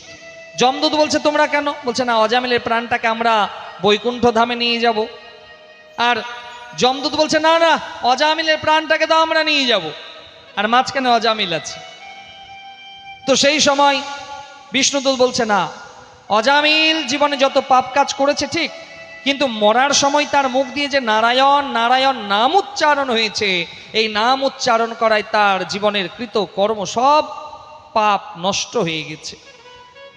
এবার যমদূতকে বলছে, তোমরা ফিরে যাও, অজামিলের প্রাণটাকে তো আমরা বৈকুণ্ঠ ধামে নিয়ে আসবো। তো সেই যমদূত ফিরে গেলেন যমরাজের কাছে। যমরাজকে গিয়ে বলছেন, হে মহারাজ, আজকে জীবনে প্রথম হলো যে কারো প্রাণকে নিতে গিয়েও ফিরে আসতে হলো। যমরাজের কাছে সেই দূতগুলো গিয়ে বলছে যে মহারাজ, আজ প্রথম এরকম হলো যে প্রাণ নিতে গেলাম কিন্তু প্রাণ নিয়ে আসতে পারলাম না মহারাজ। সেই সময় যমরাজ হাসছে, মৃদু স্বরে হাসছে। তো সেই যমদূত বলছে, হে মহারাজ, অজামিলের প্রাণটাকে আমরা কেন নিয়ে আসতে পারলাম না, একবার কৃপাপূর্বক যদি আপনি বলেন। শ্রীমদ্ ভাগবত মহাপুরাণে ষষ্ঠ স্কন্ধে স্বয়ং যমরাজ উবাচা, স্বয়ং সেই যমরাজ বলছে, শুনো যমদূত, আজকে আমি কোনোদিন তোমাদের বলিনি, আজকে বলছি, বৈষ্ণব ধর্মের প্রতিষ্ঠাতা 12 জন। যমদূত বলছে, 12 জন বৈষ্ণব ধর্মের প্রতিষ্ঠাতা? বলছে, হ্যাঁ। বলছে, হে গুরুদেব, হে মহারাজ, তাহলে সেই 12 জনের নাম শোনান। যমরাজ বলছে, আজকে তোমাদের পরম সৌভাগ্য। হ্যাঁ, তোমরা আজকে যম লোকে এসেছো, যমদূত হয়ে এসেছো, কিন্তু আজকে তোমাদের পরম সৌভাগ্য যে আজকে তোমরা এই 12 জন বৈষ্ণবের নাম শুনতে পাবে। কারণ বৈষ্ণব দর্শন, বৈষ্ণবকে প্রণাম করা, বৈষ্ণবের আশীর্বাদ পাওয়া মায়ের জীবন ধন্য হয়ে যাওয়া। তো সেই বৈষ্ণবের দর্শন পাওয়া মানো জন্ম জন্মান্তরের সৌভাগ্য, আর বৈষ্ণবের নাম জানতে পারা এ তো মানো আরো সৌভাগ্যের ব্যাপার। শ্রীমদ্ ভাগবত মহাপুরাণে স্বয়ং যমরাজ সেই যমদূতকে বলছে, হে যমদূতগণ, শোনো তাহলে আমি এবার তোমায় এই 12 জন বৈষ্ণব ধর্মের প্রতিষ্ঠাতার নাম বলি। খুব মন দিয়ে শুনবেন মা, কে কে এই বৈষ্ণব ধর্মের প্রতিষ্ঠাতা। স্বয়ং যমরাজ বলছে, স্বয়ম্ভো নারদ শম্ভো কুমারো কপিলোর মনু প্রহ্লাদো জনকো ভীষ্ম বলির বৈয়া সকির বয়ম। এই শ্লোকের মধ্যে 12 জনের নাম বলা হলো। স্বয়ম্ভু নারদ শম্ভু, স্বয়ম্ভু মানে স্বয়ং ব্রহ্মার কথা বলা হয়েছে। 12 জন বৈষ্ণব ধর্মের প্রতিষ্ঠাতার মধ্যে ব্রহ্মার নাম 1 নম্বরে। ব্রহ্মা পরব বৈষ্ণব। স্বয়ম্ভু নারদ, দেবর্ষি নারদ, তিনি পরব বৈষ্ণব, বৈষ্ণব ধর্মের প্রতিষ্ঠাতা। দেবর্ষি নারদ 2 নম্বরে নাম। স্বয়ম্ভু নারদ শম্ভু, শম্ভু মানে কে? স্বয়ং দেবাদিদেব মহাদেব, মহাদেবের 3 নম্বরে নাম। কিন্তু যদি আবার বলেন শ্রেষ্ঠ বৈষ্ণব, বৈষ্ণবদের মধ্যে সেরা বৈষ্ণব, শ্রীমদ্ ভাগবত মহাপুরাণে বলা হয়েছে বৈষ্ণবানাম যথা শম্ভু। সমস্ত বৈষ্ণবদের মধ্যে শ্রেষ্ঠ বৈষ্ণব যদি হয় তাহলে সেটা হচ্ছে দেবাদিদেব মহাদেব। দেবাদিদেব মহাদেবের মতন পরব বৈষ্ণব দ্বিতীয় নাস্তি। 3 নম্বরে নাম, কিন্তু শ্রেষ্ঠ বৈষ্ণব হচ্ছে দেবাদিদেব মহাদেব। স্বয়ম্ভু নারদ শম্ভু কুমারো কপিলোর মনু। কুমার সেই যে চতুর্ষণ, সনক, সনন্দ, সনাতন, সনত কুমার, সেই 4 সন। কুমারো কপিলোর মনু, কপিল মুনির একটু আগে প্রসঙ্গ শুনলেন, সেই কপিল মুনি হচ্ছে বৈষ্ণব ধর্মের প্রতিষ্ঠাতা। কপিলোর মনু, আর একটু আগে শোনালাম মনু মহারাজের কথা, যিনি ব্রহ্মার প্রথম সন্তান। সেই মনু হচ্ছে বৈষ্ণব ধর্মের প্রতিষ্ঠাতা। কুমারো কপিলোর মনু প্রহ্লাদ, প্রহ্লাদ হিরণ্যকশিপুর পুত্র প্রহ্লাদ, সেই প্রহ্লাদ হচ্ছে বৈষ্ণব ধর্মের প্রতিষ্ঠাতা। প্রহ্লাদ জনক, মহারাজ জনক, তিনি বৈষ্ণব ধর্মের প্রতিষ্ঠাতা। জনক ভীষ্ম, পিতামহ ভীষ্ম, তিনিও বৈষ্ণব ধর্মের প্রতিষ্ঠাতা। জনক ভীষ্ম বলি মহারাজ, প্রহ্লাদের পুত্র বিরোচন, আর বিরোচনের পুত্র হচ্ছে বলি মহারাজ। বলি মহারাজ হচ্ছে পরব বৈষ্ণব, বৈষ্ণব ধর্মের প্রতিষ্ঠাতা। তারপরে বলছে বলির বৈয়াসকির বয়ম, বৈয়াসকি মানে ব্যাস নন্দন, সুখদেবজি মহারাজ, তিনি পরব বৈষ্ণব। আর বৈয়াসকির বয়ম, লাস্টে যমরাজ হাতটাকে নিজের দিকে করে বলছে বয়ম মানে আমি, যে এই 12 জন স্বয়ম্ভু নারদ শম্ভু কুমারো কপিলোর মনু প্রহ্লাদো জনকো ভীষ্ম বলির বৈয়াসকির বয়ম, যে আমরা 12 জন বৈষ্ণব ধর্মের প্রতিষ্ঠাতা। তাহলে আমার নামগুলো মনে থাকবে, যে একটা হচ্ছে ব্রহ্মা, নারদ, শিব ঠাকুর, স্বয়ম্ভু নারদ শম্ভু, কুমার, ব্রহ্মার 4 মানসপুত্র সনক, সনন্দ, সনাতন, সনত কুমার, এই 4 কুমার। কুমারো কপিলোর মনু, কপিল মুনি, মনু মহারাজ, কপিলোর মনু প্রহ্লাদ, প্রহ্লাদ, প্রহ্লাদ জনকো ভীষ্ম, মহারাজ জনক, পিতামহ ভীষ্ম, প্রহ্লাদ জনকো ভীষ্ম বলি বৈয়াসকির বয়ম, বলি মানে বলি মহারাজ, বৈয়াসকি মানে ব্যাস নন্দন, সুখদেবজি মহারাজ, আর লাস্টে যমরাজ নিজের দিকে হাত করে বলছে আমরা, অর্থাৎ আমিও। 12 জন বৈষ্ণব ধর্মের সব থেকে শেষে নাম আছে যমরাজের। এই 12 জন বৈষ্ণবের নাম যদি আমরা কেউ প্রত্যেক দিন করি তাহলে পৃথিবীর কোনো পাপ আমাদের স্পর্শ করতে পারবে না। তবে হ্যাঁ, কারণ দেখুন, শুধুমাত্র আমি ভগবানের নাম জপ করছি লোক দেখানোর জন্য, লাভের লাভ কিছুই হবে না। অন্তর থেকে ভক্তি করতে হবে। অন্তরে যদি ভক্তি জাগরিত না হয় তাহলে কোনো লাভ হবে মা? আমি মুখে খুব সবসময় হরিনাম করছি আর লোকের ঘরে নিন্দা করছি, লোককে কুমন্ত্রণা দিচ্ছি, লাভ হবে? লাভ হবে না। ভগবান বলছে যে পরনিন্দা পরচর্চা নয়, সব সময় তুমি নাম জপ করো, ভগবানের নাম জপ করো, তাহলে দেখবে তোমার জীবন উদ্ধার হয়ে যাবে, তোমার ভগবত প্রাপ্তি ঘটে যাবে। হে রাজন, এবার আমি আপনাকে যে প্রসঙ্গ শোনাবো সেই প্রসঙ্গ, হে রাজন এবার আমি আপনাকে যে প্রসঙ্গ শোনাবো সেই প্রসঙ্গ হচ্ছে নারায়ণ কবচ।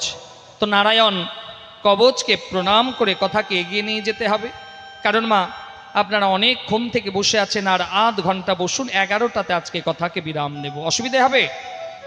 যার যার অসুবিধে হবে হাত তুলুন তো দেখি।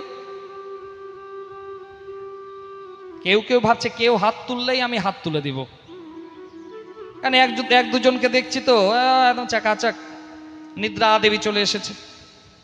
একটু কষ্ট করুন মা, আর তো 2 দিন, বলো রাধে রাধে। কারণ আজকে যেহেতু সময়টা প্রথম দিকে অনেক নষ্ট হয়ে গেছে, তাই আজকে তৃতীয় দিবসে অনেক কথা থাকে, অনেক যেতে, কারণ আজকালকে 4র্থ দিন, কালকে ভগবান কৃষ্ণের প্রাকট্য হবে, কালকে ভগবান কৃষ্ণের জন্ম উৎসব। তো 4র্থ দিনে ভগবান কৃষ্ণের জন্ম রাম প্রসঙ্গ আসে, তো তৃতীয় দিনে তার আগের অষ্টমী স্কন্ধ পর্যন্ত আমাদেরকে কিন্তু যেতেই হবে। তো সেই ষষ্ঠ স্কন্ধকে প্রণাম করে এবার আমরা সপ্তমী স্কন্ধে প্রবেশ করছি। তো এবার যে প্রসঙ্গ আসে সেই প্রসঙ্গকে প্রণাম করলাম। তারপরের বাবা যে প্রসঙ্গ আসে সে হচ্ছে প্রহ্লাদের প্রসঙ্গ। প্রহ্লাদের প্রসঙ্গ, তো এই প্রহ্লাদের প্রসঙ্গটা আমরা অল্প একটু সংক্ষেপে শুনে নিয়ে বলি বামন প্রসঙ্গ গিয়ে আজকে কথাকে বিরাম দিতে হবে। তারপরে আগামীকাল রাম প্রসঙ্গ, কৃষ্ণ প্রসঙ্গ। তো প্রহ্লাদের পিতার নাম হচ্ছে হিরণ্যকশিপু, খুব মন দিয়ে শুনবেন, এটা আবার 2য় স্কন্ধেও বর্ণনা করা আছে।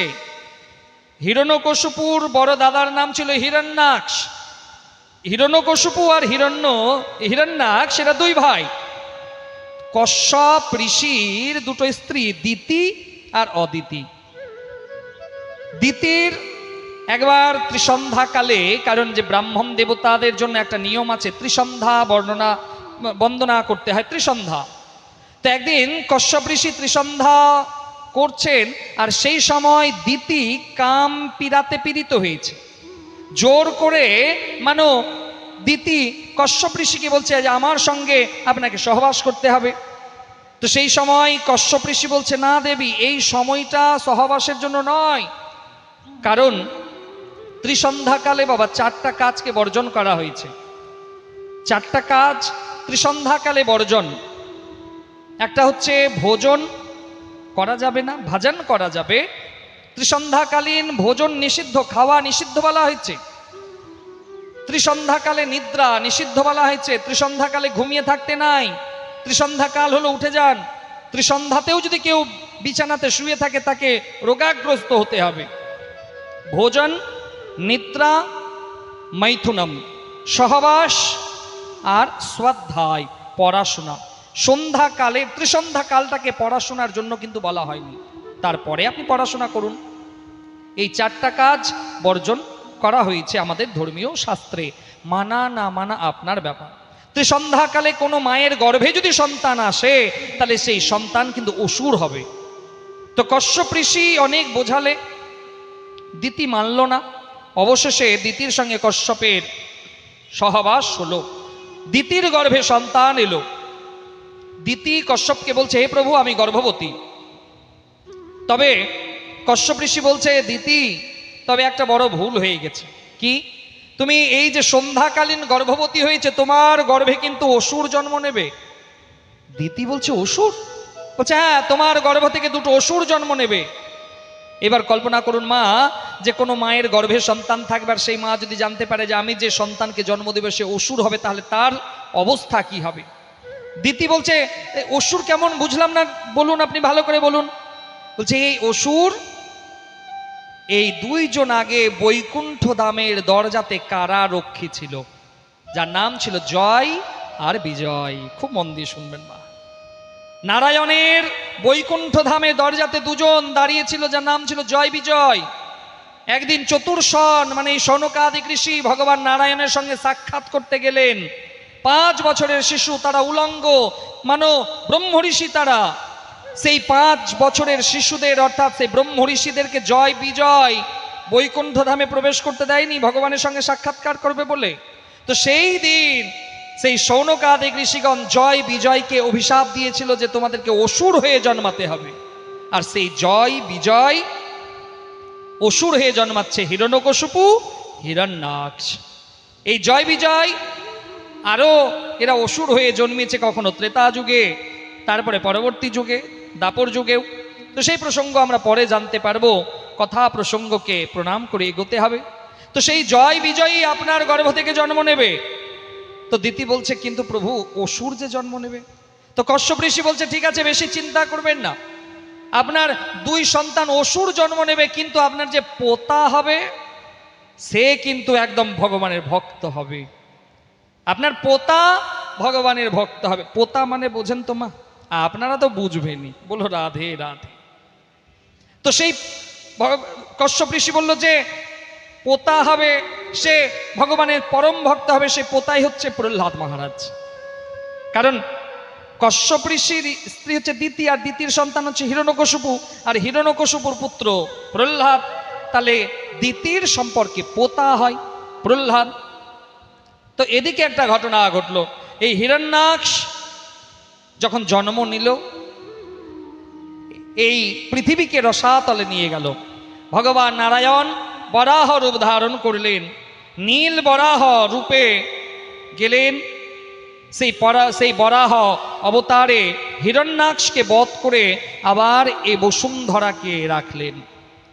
এ প্রসঙ্গ আপনারা অনেকবার শুনেছেন। সেই বরাহ ভগবান নিজের শরীরটাকে একটু ঝাড়লো, সেখান থেকে যে লোম মাটিতে পড়লো, সেখান থেকে 2টো ঘাসের জন্ম হলো, কুশ আর কাশ। কুশ ঘাস দেখেছেন মা? পুজোর সময় আংটি করে ব্রাহ্মণ দেবতা পড়ায় কুশ। কুশ হচ্ছে ভগবান নারায়ণের রোম থেকে জন্ম। আর কাশ, দুর্গাপূজা শরৎকালে দেখবেন কাশ ফুলে একদম আকাশ বাতাস মুখরিত হয়ে যায়, সেই কাশের জন্ম হলো ভগবানের রোম থেকে। এই জন্য 2টো পবিত্র মানা হয়েছে। এদিকে হিরণ্যকশিপু জানতে পারলো যে আমার দাদাকে নারায়ণ বধ করেছে, তাহলে আমাকে এমন তপস্যা করতে হবে যেন আমি নারায়ণকে বধ করতে পারি। হিরণ্যকশিপু তপস্যার জন্য পর্বতে গেলেন, তপস্যা আরম্ভ করলেন। এদিকে হিরণ্যকশিপুর বিবাহ হয়েছিল কয়াধুর সঙ্গে। কয়াধু গর্ভবতী ছিল, আর সেই সময় দেবরাজ ইন্দ্র এলো কয়াধুকে নিজের রাজসভাতে নর্তকী করতে নিয়ে যাবে বলে। মাঝ পথে দেবর্ষি নারদের সঙ্গে সাক্ষাৎকার। দেবর্ষি নারদ দেবরাজ ইন্দ্রকে দাঁড় করালো, দাঁড়াও, তুমি কোথায় নিয়ে যাচ্ছ? তুমি জানো না এখন ওর গর্ভে সন্তান? দেবরাজ ইন্দ্র বলছে অসুরের সন্তান, তো অসুর হবে, এই জন্য আমি তাকে আমার রাজসভাতে নর্তকীর জন্য নিয়ে যাচ্ছি। দেবর্ষি নারদ বলল, না দেবরাজ ইন্দ্র, এটা তোমার শোভা পায় না, এটা তোমার শোভা পায় না। কারণ তুমি একজন দেবতা হয়ে তোমার দেবলোকে তুমি এই গর্ভবতী মাকে নাচাবে, তুমি এইরকম করাবে, এটা তোমার শোভা পায় না। আজকে বাবা খুব অবাক লাগছে, বলা যদিও শোভনীয় নয়, তবু বলতে হচ্ছে যে আজকে আমরা ধর্মটাকে এমন একটা জায়গাতে নিয়ে এসেছি। আজকে এই ধর্মকে এমন একটা জায়গাতে নিয়ে আসলাম, আজকে কিছু কিছু জায়গাতে ভাগবত পাঠ মানেই কাউকে রাধা বানিয়ে রাধা সাজিয়ে নাচাতে হবে। সেই রাধার পোশাক কেমন থাকবে কোনো দেখার দরকার নাই, শুধুমাত্র নাচাতে হবে, আমরাও নাচবো। কিন্তু সেই নাচার মাঝখানে গিয়ে যে আমাদের শরীরের অশ্লীলতা, এটা তো দর্শন নয়। রাধারানী তো ওই রকম ভাবে হই হুল্লোড় করে কোনোদিন নাচেনি। কিন্তু আজকে বেশিরভাগ জায়গাতে আজকে ধর্মটাকে আমরা রঙ্গ তামাশাতে নিয়ে এসেছি। মাফ করবেন, কথাগুলো হয়তো অনেকের আঘাত লাগতে পারে, কিন্তু বাস্তব সত্য। আজকে শুধুমাত্র শ্রোতাদের কাছে আজকে ভগবান কৃষ্ণকে নাচাইয়া বানিয়ে দিলাম, যে কৃষ্ণ মানেই নাচবে, রাসলীলা করবে, গরু চড়াবে, এটাই শুধু সবাইকে জানালাম। কিন্তু আমরা জানালাম যে কৃষ্ণ সুদর্শন চক্রধারী, কৃষ্ণ অশুভকে নাশ করতে পারে, আমরা কেউ বললাম না। শুধুমাত্র জানি কৃষ্ণ মানে নেচেছে, আমরাও নাচবো, কাউকে রাধা সাজাবো, রাধার, মাফ করবেন আর আমি বললাম না, বাকিটা বুঝে যান। এমন ভাবে অঙ্গ প্রদর্শন করা হচ্ছে মা, যেটা রাধারানীর জন্য শোভনীয় নয়। মান্যতা রাখুন। কারণ এইখানে কতগুলো আপনারা শুনছেন, শুধু আপনারা নয় মা, কারণ এখন যে কোনো কিছু হতে গেলে তো ক্যামেরা হয়। পরশুদিনের একটা ঘটনা বলি, এখানে যখন প্রথম ভাগবত পাঠ হলো, তো প্রথম দিনের আমাদের যতটা ভাগবত পাঠ হয় সবটা কিন্তু আমাদের ইউটিউব চ্যানেলে দেওয়া হয়। তো ঘটনাক্রমে এখানকারও প্রথম দিনের পাঠ আমার যে ইউটিউব চ্যানেল সেখানে দেওয়া হয়েছে। কিন্তু আমি একটা জিনিস বলবো, কারণ ক্যামেরা হচ্ছে একটু সাবধান থাকতে হবে। যখন এখানে পাঠ করছিলাম পেছনে দুজন ভদ্রলোক বসেছিল, তারা হয়তো জানেও না পাঠ চলছে, কারণ প্রত্যেকটা ভিডিও বাড়িতে গিয়ে একটু দেখার চেষ্টা করি যে কোথায় ভুল হলো শুধরাতে হবে। সে পেছনে পাঠ শুনতে বসে একদম খৈনি লাগাচ্ছে, ক্যামেরাতে তো ধরা পড়েছে। যখন আমি ভিডিওটা দেখছি আমার কাছে ফোন আসছে, কারণ মনে রাখবেন এখন তো ইন্টারনেটের যুগ। আপনার গ্রামের ভাগবত ভারতবর্ষের বিভিন্ন রাজ্যে বিভিন্ন জায়গাতে যেখানে বসে আছে তারা সবাই কিন্তু দেখতে পাচ্ছে। এটা কিন্তু আপনাদেরকে মান্যতা দিতে হবে। তো আমি ক্যামেরা যে করছে তাকেও বলবো যে এই সব একটু মান্যতা দিতে হবে, কারণ ক্যামেরাতে তো চলে আসে, এইগুলো একটু সাবধান থাকতে হবে। কারণ দিব্যি নিজেকেই আমাকে লজ্জা লাগছে যে আমি অনর্গল পাঠ করছি আর পেছনে দুইজন ভদ্রলোক বসে একদম বিন্দাস চালাচ্ছে। মাফ করবেন, যদিও বলাটা উচিত নয়, কিন্তু সাবধান হয়ে যাওয়াটাই ভালো। ঠিক সেই রকম ভাবে আজকে ভাগবত পাঠ কীর্তন মানে একদম একজনকে রাধা সাজাবো, একজনকে কৃষ্ণ সাজাবো, ড্রেসের বালাই নাই, অঙ্গ প্রত্যক্ষ দেখা যাচ্ছে, এই রকম ভাবে মাফ করবেন, দরকার নাই, দরকার নাই। কারণ কৃষ্ণ আর রাধা ওই বাজারের কোনো নাচুনিয়া নয় যে শুধুমাত্র ভজন হবে আর কাউকে রাধারানী সাজাবো, কাউকে কৃষ্ণ সাজাবো আর ঢ্যাং ঢ্যাং করে নাচাবো, দরকার নেই। কারণ অনেক মান্যতা আছে। কারণ ভগবান শ্রীকৃষ্ণ শুধু নাচার জন্য আসেনি মা। ভগবান কৃষ্ণ যখন অশুভ শক্তিকে নাশ করার জন্য সুদর্শন চক্রকে ধারণ করেছে, শ্রীমদ্ ভগবদ গীতাতে ভগবান বলেছে ইয়দা ইয়দা হি ধর্মস্য গ্লানির্ভবতি ভারত অভ্যুত্থানম অধর্মস্য তদাত্মানম সৃজাম্যহম পরিত্রাণায় সাধুনাম বিনাশায় বিনাশায় চ দুষ্কৃতাম ধর্ম সংস্থাপনার্থায় সম্ভবামি যুগে যুগে। অশুভ শক্তিকে নাশ করার জন্য তিনি অবতীর্ণ হয়েছেন, কিন্তু আমরা তাকে রিপ্রেজেন্ট করলাম শুধু নাচানিয়া বলে, শুধু নাচ করার জন্য। মাফ করবেন যারা হয়তো ক্যামেরার ওপার থেকে শুনছেন, তাদের কাছে হাত জোড় করে নিবেদন এই রকম ভাবে রাধে রাধে। বাকিটা বলতে গেলে হয়তো অনেকের খারাপ লাগতে পারে, কিন্তু একটু আমাদের বিচার করার বিবেচনা এসেছে। কারণ ধর্ম আমাদেরকে এগিয়ে নিয়ে যেতে হবে। ধর্মকে আমরা যদি ঠিকঠাক ভাবে রিপ্রেজেন্ট করতে না পারি তো সবাই তো আমার ধর্মের দিকে আঙ্গুল তুলবে। এই জন্য খুব সাবধান, মর্যাদা রেখে কাজ করাটাই ভালো। বলো রাধে রাধে।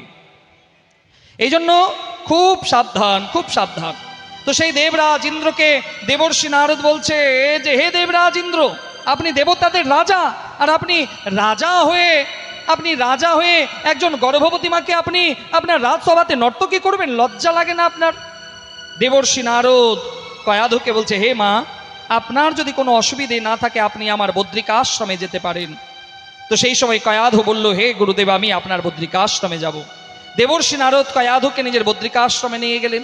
প্রত্যেক দিন ভগবান শ্রীহরির কথা শোনাতে লাগলেন, আর সেই কয়াধুর মাধ্যম দিয়ে গর্ভস্থ শিশু, গর্ভস্থ সন্তান ভগবান নারায়ণের সমস্ত কথা শুনল। সেই সন্তান যখন ভূমিষ্ঠ হলো, সেই সন্তান ভূমিষ্ঠ হওয়ার পর যখন ফিরে এসেছে গৃহে, এদিকে হিরণ্যকশিপু ব্রহ্মার তপস্যা করলেন, ব্রহ্মাকে তুষ্ট করলেন। ব্রহ্মা বলছে বলো তোমার তপস্যায় আমি তুষ্ট, কি বর চাও? তো হিরণ্যকশিপু বলছে আমাকে অমরত্ব বর দিন। ব্রহ্মা বলছে পারবো না, অন্য বর চেয়ে নাও। তাহলে বেশ, আমাকে বর দিন 12 মাসের মধ্যে যেন আমার মৃত্যু না হয় মহারাজ। ব্রহ্মা বলছে তথাস্তু, তোমার মৃত্যু 12 মাসে হবে না। আমাকে আরো বর দিন, আমি দিনেও মরবো না, রাত্রেও মরবো না। ব্রহ্মা বলছে তথাস্তু। আমাকে আরো বর দিন, আমি ঘরেও মরবো না, বাইরেও মরবো না। ব্রহ্মা বলছে তথাস্তু। আমাকে আরো বর দিন মহারাজ, আমাকে কোনো দেবতাও মারতে না পারে, আর কোনো জন্তু জানোয়ারা যেন মারতে না পারে। ব্রহ্মা বলছে তথাস্তু। আমি দিনেও না মরি, রাত্রেও না মরি, মাটি স্পর্শ না হয়, আকাশ স্পর্শ না হয়। ব্রহ্মা বলছে তথাস্তু। হিরণ্যকশিপু মনে মনে ভাবছে তাহলে তো আমি অমর, দিনেও মরবো না, রাত্রেও মরবো না, 12 মাসে মরবো না, ঘরে মরবো না, বাইরে মরবো না, মাটি স্পর্শ করে মরবো না, আকাশে মরবো না, দেবতা মারতে পারবে না, জন্তু জানোয়ার মারতে পারবে না, তাহলে তো আমি অমর। অস্ত্র দিয়ে মরবো না, শস্ত্র দিয়ে মরবো না। হিরণ্যকশিপু এসে অত্যাচার শুরু করলো যে আমি তোমাদের ভগবান, আমি তোমাদেরকে যেটা বলবো সেটাই তোমরা মানো। সেই সময় হিরণ্যকশিপুর অহংকার হয়ে গেল। রাজ সিংহাসনে বসেছে তোমার রাজা, হিরণ্যকশিপু রাজা। এবার রাজার কাছে যদি সব কিছু চলে আসে, রাজার অহংকার হয়ে যায়। রাজা তখন আর মানুষকে মানুষ বলে মনে করে না, সে যেই রাজাই হোক। একবার রাজ সিংহাসনে বসে যাওয়ার পরে তখন কিন্তু আর মনে থাকে না তার যে প্রজার সঙ্গে আমি কেমন করে কথা বলবো। আগে রাজা হওয়ার আগে তো বাবা সবার কাছে হাত জোর করে যায়, রাজা হয়ে যাওয়ার পরে আমি চিনি না, বললো রাধে রাধে। যখন রাজ সিংহাসনে বসতে হবে, ওরে বাপরে বাপ, যদি আপনার বাড়িতে রান্না করার দরকার থাকে না, তাহলে আপনার বাড়িতে গিয়ে রান্না বান্নাও করে দেবে। আর যখন রাজ সিংহাসনে বসে যাবে, তখন আপনি যখন তার অ্যাপয়েন্টমেন্ট নেবেন, আমি চিনি না, রাধে রাধে। না না, আমি হিরণ্যকশিপুর কথা বলছি, আপনারা অন্য কিছু ভাববেন না। তো হিরণ্যকশিপু এত অত্যাচার শুরু করলো, রাজার সিংহাসনে বসেছে, রাজ সিংহাসনে রাজা হয়েছে। তো হিরণ্যকশিপু চারদিকে বলতে লাগলো, আমি তোমাদের রাজা, আমি তোমাদের ভগবান। সেই সন্তান প্রহ্লাদ একদিন নগরে বেরিয়েছে, আর এদিকে বাবা যারা মাটির বাসন তৈরি করে, কুম্ভকার, মাটির বাসন তৈরি হয়েছে। মাটির বাসন, কাঁচা মাটির বাসন তো আবার পোড়াতে হয় পাকানোর জন্য। তো মাটির হাঁড়িতে বাবা দুটো বেড়ালের শাবক প্রবেশ করে গেছে, আর ভুল ক্রমে সেই আগুনের মধ্যে সেই হাঁড়িকে দিয়ে দেওয়া হয়েছে। আর সেই সময় সেই কুম্ভকারের বৃদ্ধা মা বসে বসে কাঁদছে যে ইস, আর একটু পরে ওই বেড়ালের শাবকগুলো মারা যাবে। তো প্রহ্লাদ বলছে, তুমি কাঁদছো কেন? বলছে, ওই যে দেখো না, ওর মধ্যে আমার দুটো বেড়ালের শাবক আছে, আমি বুঝতে পারিনি তারা মারা যাবে। প্রহ্লাদ বলছে, কোনো ব্যাপার নাই, আমার বাবাকে স্মরণ করো, আমার বাবা ভগবান, আমার বাবা তোমাকে বাঁচিয়ে দেবে। তো সেই সময় সেই বৃদ্ধা বলছে, না না প্রহ্লাদ, তোমার বাবা বাঁচাতে পারবে না। তাহলে কে বাঁচাবে? বলছে, আমি যাকে ডাকবো শ্রীহরি নারায়ণ। নারায়ণ কথা যখন বলেছে, মা প্রহ্লাদের মনে পড়ে গেল যে অনেক দিন পূর্বে তো আমি নারায়ণ কথাটাকে শুনেছি, তাহলে আজকে আমি সেই নারায়ণের সাক্ষাৎকার নেব। আমি এতদিন নারায়ণকে দর্শন করিনি, শুধুমাত্র নারায়ণের কথাটাকে শুনেছিলাম। সেই সময় বৃদ্ধা মা ভগবানের কাছে হাত জোড় করে বলছে, হে প্রভু, আজকে ভক্তের কাছে তোমাকে মান বাঁচানোর জন্য তোমাকে তো প্রকট হতে হবে। এই শিশু যে আজকে তোমাকে দর্শন করতে চাইছে, তুমি আজকে প্রকট হও। ভগবান শঙ্খ চক্র গদাবদ্ধধারী রূপ ধারণ করে সেখানে প্রকট হলেন। সেই অগ্নিকুণ্ড থেকে সেই দুটো বেড়ালের শাবককে রক্ষা করলেন। প্রহ্লাদের দর্শন হলো সাক্ষাৎ নারায়ণের। প্রহ্লাদ বাড়িতে গিয়ে বলে, বাবা তুমি ভগবান নও, আজকে আমার ভগবানের দর্শন হলো। হিরণ্যকশিপু বলছে, কে? বলছে, শ্রীহরি নারায়ণ। হিরণ্যকশিপু বলছে, তোমার মাথা খারাপ হয়ে গেছে, ও তো আমার শত্রু, ও তো তোমার জেঠুকে বধ করেছে, হিরণ্যাক্ষকে বধ করেছে, ও পরম শত্রু, ওর নাম নেবে না। তো প্রহ্লাদ বলছে, না ওই ভগবান। তো এবার প্রহ্লাদকে বললো যে তোমার সময় আছে, তুমি এখনো আমার নাম জপ করো। হিরণ্যকশিপুর এই কথা শুনে প্রহ্লাদ বলছে না। প্রহ্লাদকে একটা কারাগৃহে ভরে দিয়ে বাবা সেখানে সাপ, বিষধর সাপ ছেড়ে দেওয়া হলো। প্রহ্লাদ মনে মনে ভাবলো যে আমার প্রভু সাপের শয্যা বানিয়ে তো ঘুমিয়ে থাকে, তাহলে এই সাপ আমার কি ক্ষতি করবে? সেই সাপকে প্রভু জ্ঞানে নাম জপ করতে লাগলো। সেই সাপও প্রহ্লাদের কোনো ক্ষতি করতে পারলো না। এবার প্রহ্লাদকে কয়াধুকে বলল যে, কয়াধু তুমি নিজের হাতে দুধের মধ্যে বিষ মিশিয়ে তোমার সন্তানকে খাওয়াও।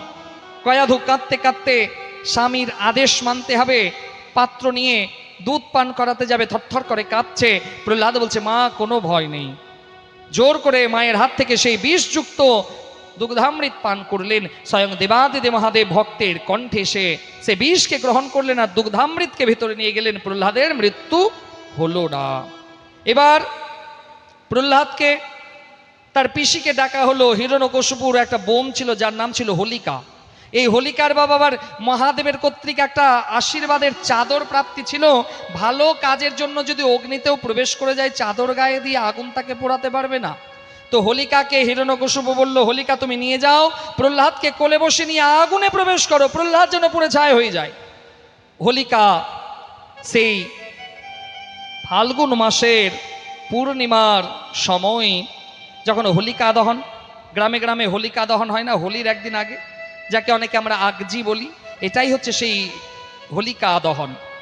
তো সেই সময় অগ্নি চিতা সাজানো হলো, আর সেই শীতল পাটি নিয়ে প্রহ্লাদকে কোলে নিয়ে বসলো। এদিকে বায়ু এমন ভাবে বাতাস দিল যে সেই চাদর উড়ে প্রহ্লাদের ঘাড়ে পড়লো, আর হোলিকা পুড়ে ছাই হয়ে গেল। তারপরে প্রহ্লাদের এতেও মৃত্যু হলো না দেখে জল্লাদকে বললো, প্রহ্লাদকে এখনই উঁচু পর্বত থেকে ফেলে দাও। উঁচু পর্বতে নিয়ে গেল। সেই জল্লাদগুলো বলছে, প্রহ্লাদ এখনো সময় আছে, তুমি তোমার পিতার নাম নিয়ে জয় জয়কার করো। বলছে, না আমার জয় জয়কার যদি করতে হয় তাহলে শ্রীহরি নারায়ণেরই জয় জয়কার করব। তাহলে কোথায় তোমার নারায়ণ? প্রহ্লাদ বলছে জলে বিষ্ণু স্থলে বিষ্ণু বিষ্ণু পর্বত শিখরে, যে আমার নারায়ণ কোথায় নেই? হরি সর্বব্যাপক, হরি সর্বব্যাপক, সব জায়গায় বিরাজমান। প্রহ্লাদকে সেই উঁচু পর্বত থেকে ফেলে দেয়া হলো। এদিকে বৈকুণ্ঠে ভগবানের আসন টলল। মা লক্ষ্মী বলল, প্রভু যাও তোমার ভক্তকে রক্ষা করার জন্য যাও, আসুন সেই সুন্দর ভজনের রসাস্বাদন করি। বলো রাধে রাধে। जय जय नारायण नारायण हरि हरि, जय जय नारायण नारायण हरि हरि, श्रीमन नारायण नारायण हरि हरि, हरि ओम नमो नारायण, हरि ओम नमो नारायण, हरि ओम नमो नारायण, हरि ओम नमो नारायण, जय जय नारायण नारायण हरि हरि, हरि नारायण नारायण हरि हरि।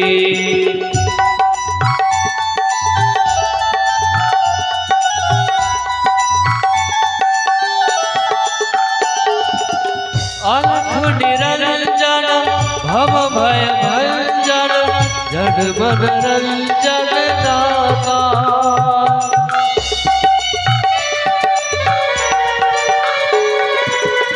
अलख निरंजन भव भय भंजन, जन मन रंजन दाता, हमें शरण दे अपने चरण में, कर निर्भय जगत्राता, तूने लाखों की नैया तारी तारी, हरे हरे, तूने लाखों की नैया तारी तारी, हरे हरे, श्रीमन नारायण नारायण हरे हरे, भजमन नारायण नारायण हरे हरे, हरि ओम नमो नारायण, हरि ओम नमो नारायण, हरि ओम नमो नारायण, हरि ओम नमो नारायण, जय जय नारायण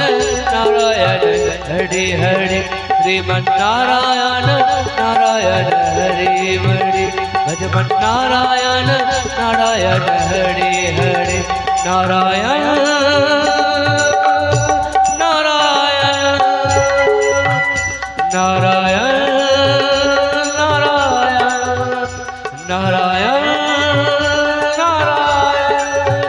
नारायण नारायण।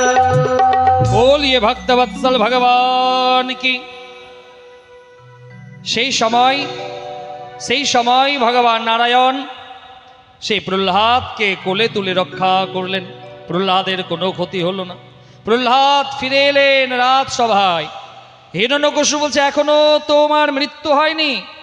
প্রহ্লাদ বলছে বাবা যাকো রাখে সাইয়া মার সকে না কই, কারণ বাঁচা মরা তো সেজনের হাতে। তো সেই সময় হিরণ্যকশিপু বলছে কোথায় তোমার নারায়ণ? প্রহ্লাদ বলছে হে পিতা আমার নারায়ণ কোথায় নেই, আমার নারায়ণ তো সর্বব্যাপক, সব জায়গায় আমার নারায়ণ বিরাজমান। এদিকে হিরণ্যকশিপু বলছে তাই স্তম্ভের মধ্যে তোমার নারায়ণ বিরাজমান? বলছে হ্যাঁ। গদা নিয়ে হিরণ্যকশিপু স্তম্ভের দিকে আগালো। আর প্রহ্লাদ মনে মনে ভগবানকে বলছে হে প্রভু আমি তো বলে দিয়েছি যে আমার নারায়ণ এই স্তম্ভের মধ্যে বিরাজমান। হে প্রভু ভক্তের সম্মান আজকে তোমার হাতে, আজকে ভক্তের সম্মান প্রভু তোমার হাতে। আমার বাবার বিশ্বাস আমি বলেছি, তার মানে তোমাকে এখান থেকে প্রকট হতে হবে। আর ভক্ত যেখানে চায় ভগবানকে সেখানেই প্রকট হতে হয় মা। সেই সময় হিরণ্যকশিপু গদা নিয়ে স্তম্ভের দিকে অগ্রসর হলো, আর সেই ভয়ঙ্কর ভাবে গদা প্রহার করলো স্তম্ভের দিকে। আর সেই জায়গা থেকে শঙ্খ চক্র গদা পদ্ম রূপ ধারণ করে ভগবান নৃসিংহ রূপে অবতার হলেন। বলিয়ে নৃসিংহ ভগবান কি। বলিয়ে নৃসিংহ ভগবান কি। সেই সময় ভগবান নৃসিংহ রূপে প্রকট হলো সেই স্তম্ভের মাঝে। হিরণ্যকশিপু দেখে ভয়ে থরথর করে কাঁপছে। সেই নৃসিংহ ভগবানের সঙ্গে হিরণ্যকশিপুর ভয়ঙ্কর যুদ্ধ আরম্ভ হলো। ভয়ঙ্কর যুদ্ধে বারবার গদা নিয়ে আঘাত করে হিরণ্যকশিপু পরাস্ত হলো সেই ভগবানের অবতার নৃসিংহ ভগবানের কাছে। নৃসিংহ ভগবান নিজের উরুদ্বয়ে হিরণ্যকশিপুকে বসালো। হিরণ্যকশিপু বলছে, হে মহারাজ, আপনি আমাকে বধ করতে পারবেন না, কারণ আমার বর প্রাপ্তি আছে, 12 মাসের মধ্যে আমার মৃত্যু হবে না। নৃসিংহ ভগবান বলছে, হিরণ্যকশিপু, এটা 13তম মাস চলছে। 13তম মাস মানে পুরুষোত্তম মাস। যখন আমাদের মলমাস আসে, সেই মলমাসকে পুরুষোত্তম মাস বলা হয়। 12 মাসের মধ্যে তার গণনা করা হয় না। বলছে, না না, আমার আরো বর প্রাপ্তি, আমি আকাশেও মরবো না, মাটিও স্পর্শ হবে না। নৃসিংহ ভগবান বলছে, হিরণ্যকশিপু, তুমি আমার উরুদ্বয়ে বসে আছো, না মাটি স্পর্শ না গগন স্পর্শ, আমার আরো বর প্রাপ্তি আছে। আমি ঘরেও মরবো না, বাইরেও মরবো না। নৃসিংহ ভগবান বলছে, তথাস্তু। তুমি দেখো, চেয়ে দেখো, তুমি না ঘর না বাইর। ঘরের যে দেওলি, তাকে না আমরা ঘর বলতে পারবো, না বাইর বলতে পারবো। ঘরের যে মিডিল পয়েন্ট, চৌকাঠ, এই জায়গাটাতে নৃসিংহ ভগবান হিরণ্যকশিপুকে নিয়ে বসে আছে। বলছে, আমার আরো বর প্রাপ্তি আছে, যে আমাকে দিনেও মারা যাবে না, রাত্রেও মারা যাবে না। ভগবান বলছে, চেয়ে দেখো আকাশের দিকে, সূর্য অস্তাচলে। সূর্য যখন অস্ত যায় মা, তাকে না আমরা দিন বলি না রাত বলি, ত্রিসন্ধ্যাকাল। এই জন্য ত্রিসন্ধ্যাকাল আমাদের ভগবানের নাম জপ করতে হয়। ত্রিসন্ধ্যাকালে ঘরের দরজাতে প্রদীপ জ্বালাতে হয়, কারণ সেই সময় নৃসিংহ ভগবানের সময় ত্রিসন্ধ্যাকাল। নৃসিংহ ভগবান বলছে, তুমি এখন না দিন না রাত, ত্রিসন্ধ্যাকাল, আমার আরো বর প্রাপ্তি আছে। আমাকে কোনো দেবতা বধ করবে না, আমাকে কোনো জন্তু জানোয়ারও বধ করতে পারবে না। নৃসিংহ ভগবান বলছে, চেয়ে দেখো আমার দিকে, দেহটা আমার দেবতার মতন, আর মুখ সিংহের মতন। না আমি দেবতা, না আমি পশু, আমার আর একটা বর প্রাপ্তি আছে। কি বর বলো? আমাকে কেউ অস্ত্র দিয়েও বধ করতে পারবে না, শস্ত্র দিয়েও বধ করতে পারবে না। নৃসিংহ ভগবান বলছে, হে হিরণ্যকশিপু, তোমাকে বধ করার জন্য আমার অস্ত্রের দরকার নেই, শস্ত্রের দরকার নেই, আমার হাতের নখ যথেষ্ট। হিরণ্যকশিপু নিজের নখ দিয়ে ভগবান নৃসিংহ হিরণ্যকশিপুর হৃদয়কে বিদীর্ণ করলো। নৃসিংহ ভগবান নিজের নখ দিয়ে হিরণ্যকশিপুর হৃদয়কে বিদীর্ণ করলো। আর নৃসিংহ ভগবান মনোক্রোধাগ্নিতে তখন ভরপুর। সেই সময় দেবতারাও নৃসিংহ ভগবানের কাছে আসতে পারছে না। সেই সময় মা লক্ষ্মী বৈকুণ্ঠ ধাম থেকে এলো, তবু নৃসিংহ ভগবানের ক্রোধ শান্ত হচ্ছে না। তো ভগবানের ক্রোধকে শান্ত করতে পারে একজন, সেটা হচ্ছে ভগবানের ভক্ত। সবাই দেবতারা বলল, হে প্রহ্লাদ, তুমি পারো তোমার এই আরাধ্য দেবতা নৃসিংহ ভগবানের ক্রোধকে শান্ত করতে। প্রহ্লাদ দৌড়ে গিয়ে নৃসিংহ ভগবানের চরণ স্পর্শ করে সাষ্টাঙ্গে প্রণাম করল। যেমনি সাষ্টাঙ্গে প্রণাম করেছে, নৃসিংহ ভগবান সেই সময় প্রহ্লাদকে কোলে তুলে নিয়ে বসলো, আর নিজের জিভ দিয়ে প্রহ্লাদকে চাটন করতে লাগলো। নৃসিংহ ভগবানের ক্রোধ শান্ত হলো। হে রাজন, নৃসিংহ ভগবান নারায়ণের অবতার। আর এই প্রহ্লাদের রাজত্বকালে প্রহ্লাদের পুত্র হলো মহারাজ। প্রহ্লাদের পুত্রের নাম বিরোচন, আর বিরোচনের পুত্র হচ্ছে মহারাজ বলি। আজকে যে প্রসঙ্গে কথাকে বিরাম দেয়া হবে, এই মহারাজ বলি একবার একটা যজ্ঞ করছিল। মা সংকল্প নিল যে আমি 100 বার যজ্ঞ করব। 100 বার যদি যজ্ঞ পূর্ণ হয়ে যায়, তাহলে তাকে কেউ পরাস্ত করতে পারবে না। সংকল্প নিয়েছে। 99টা যজ্ঞ হয়ে গেছে। মা 100 নম্বরের বেলায় বিশ্বজিৎ যজ্ঞ করছিলেন মহারাজ বলি বিশ্বজিৎ যজ্ঞ আরম্ভ করলেন। এদিকে কশ্যপ ঋষির স্ত্রী, যার নাম ছিল অদিতি কশ্যপ ঋষিকে বলল, হে প্রভু, আপনি তো তপস্যা করতে যাবেন, তাহলে আমি কি নিয়ে বাঁচব? আমাকে বাঁচার কোনো একটা সম্বল প্রদান করুন। কশ্যপ ঋষি অদিতিকে বলল, হে দেবী, আপনি পয়ব্রত করুন। পয়ব্রত 12 দিনের একটা ব্রত হয় মা, যে 12 দিন শুধুমাত্র গো দুগ্ধ, গরুর দুধ পান করতে হয়, গো দুগ্ধ পান করতে হয় 12 দিন। আর মাটিতে সুন্দরভাবে ঘুমাতে হবে, এই 12 দিন ভগবানের নাম জপ করতে হবে। আর হে দেবী, আপনি এই 12 দিন যদি গোমাতার দুগ্ধ পান করতে পারেন, মাটিতে শুতে পারেন, গোমাতার সেবা করতে পারেন, তাহলে আপনার গর্ভে স্বয়ং ভগবানকে অবতীর্ণ হতে হবে। শাস্ত্রেও গোদুগ্ধের প্রমাণ অনেক জায়গায় দেওয়া হয়েছে মা, গোদুগ্ধ। কিন্তু এখনকার একটা খুব অবাক কাণ্ড জানেন, 100 জনের মধ্যে 80 জন দুধ খাওয়া বন্ধ। দুধ খেলে গ্যাস হয়ে যায়, দুধ খেলে গ্যাস হবে, আবার ওটা খেলে কোনো গ্যাসই নাই। আপনারা ভালো, আপনাদের কথা বলছি না। তাহলে আমাদের শরীরকে বাবা আমরা কিরকম তৈরি করলাম, যেখানে আমাদের সনাতন পরম্পরায় বলা হয়েছে গোদুগ্ধ পান করো, কিন্তু আপনি কারো বাড়িতে 1 বোতল দুধ নিয়ে যান, ও আপনার উপরে অতটা প্রসন্ন হবে না। আপনি আবার বাজার থেকে 1 বোতল কোকোকোলা নিয়ে যান, একদম চাকা চাক আপনাকেও ঢেলে দেবে, নিজেও খাবে। কিন্তু আমাদের সনাতন বৈদিক পরম্পরায় নিয়ম ছিল, যাকে কারো আত্মীয়ের বাড়ি যেতে গেলে নিজের বাড়ি থেকে গোদুগ্ধ, দই, ছানা, ক্ষীর ইত্যাদি আত্মীয়ের বাড়িতে নিয়ে যেত। এখনো কিছু কিছু জায়গাতে দেখা যায় যে বাড়িতে নারায়ণ পুজোর জন্য আপনি কাউকে নিমন্ত্রণ দিয়েছেন, তার বাড়ি থেকে সে দুধ নিয়ে আসবে আপনার বাড়িতে, এখনো এটা দেখা যায়। কিন্তু জানি না আগামী দিনের কি অবস্থায় আমরা যাব, যে আমরা গোদুগ্ধ হজম করতে পারছি না, গরুর দুধ খেতে পারবো না, কিন্তু ওটা যদি হয় একদম চাকাচাক 2-3টা বোতল পার। বলো রাধে রাধে। তাহলে আমাদের শরীরকে আমরা কোন দিকে নিয়ে এগোচ্ছি? এখন আপনি কোনো মন্দিরে নিয়ে যান আপনার ছেলে মেয়েকে, সেই মন্দিরে ঠাকুর মশাই বা বৈষ্ণব বাবা যদি ভগবানের চরণামৃত দেয়, চরণামৃত নেবে না। চরণামৃত নিতে তার কষ্ট হবে, কিন্তু আবার দোকানে যাবে ফুচকাওয়ালার আঙ্গুল ডুবানো জলে, আর চাকাচাক একটু ঝাল দাও, আর চাকাচাক খাবে। কিন্তু ভগবানের চরণামৃত নিতে তার মাথা ব্যথা। কিন্তু সেই জিনিসগুলোকে গ্রহণ করবে। তাহলে আমাদের বুদ্ধিকে কতটা খারাপ দিকে অগ্রসর করা হয়েছে, যেখানে সেই চরণামৃত গ্রহণের মন্ত্রকে বলা হয়েছে অকাল মৃত্যুভরণম সর্বব্যাধি বিনাশনম বিষ্ণু পাদদোকম পিত্বা শিরসা ধারয়াম্যহম। মন্ত্রের মানেটা বুঝুন।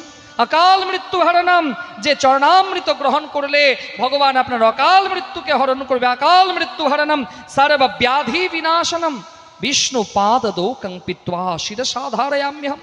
কিন্তু সেই জিনিসগুলো আমাদের থেকে অনেক দূরে, গোবিন্দায় নমো নমঃ। কিন্তু আমাদের বুদ্ধিকে অন্যদিকে ট্রান্সফার করা হচ্ছে।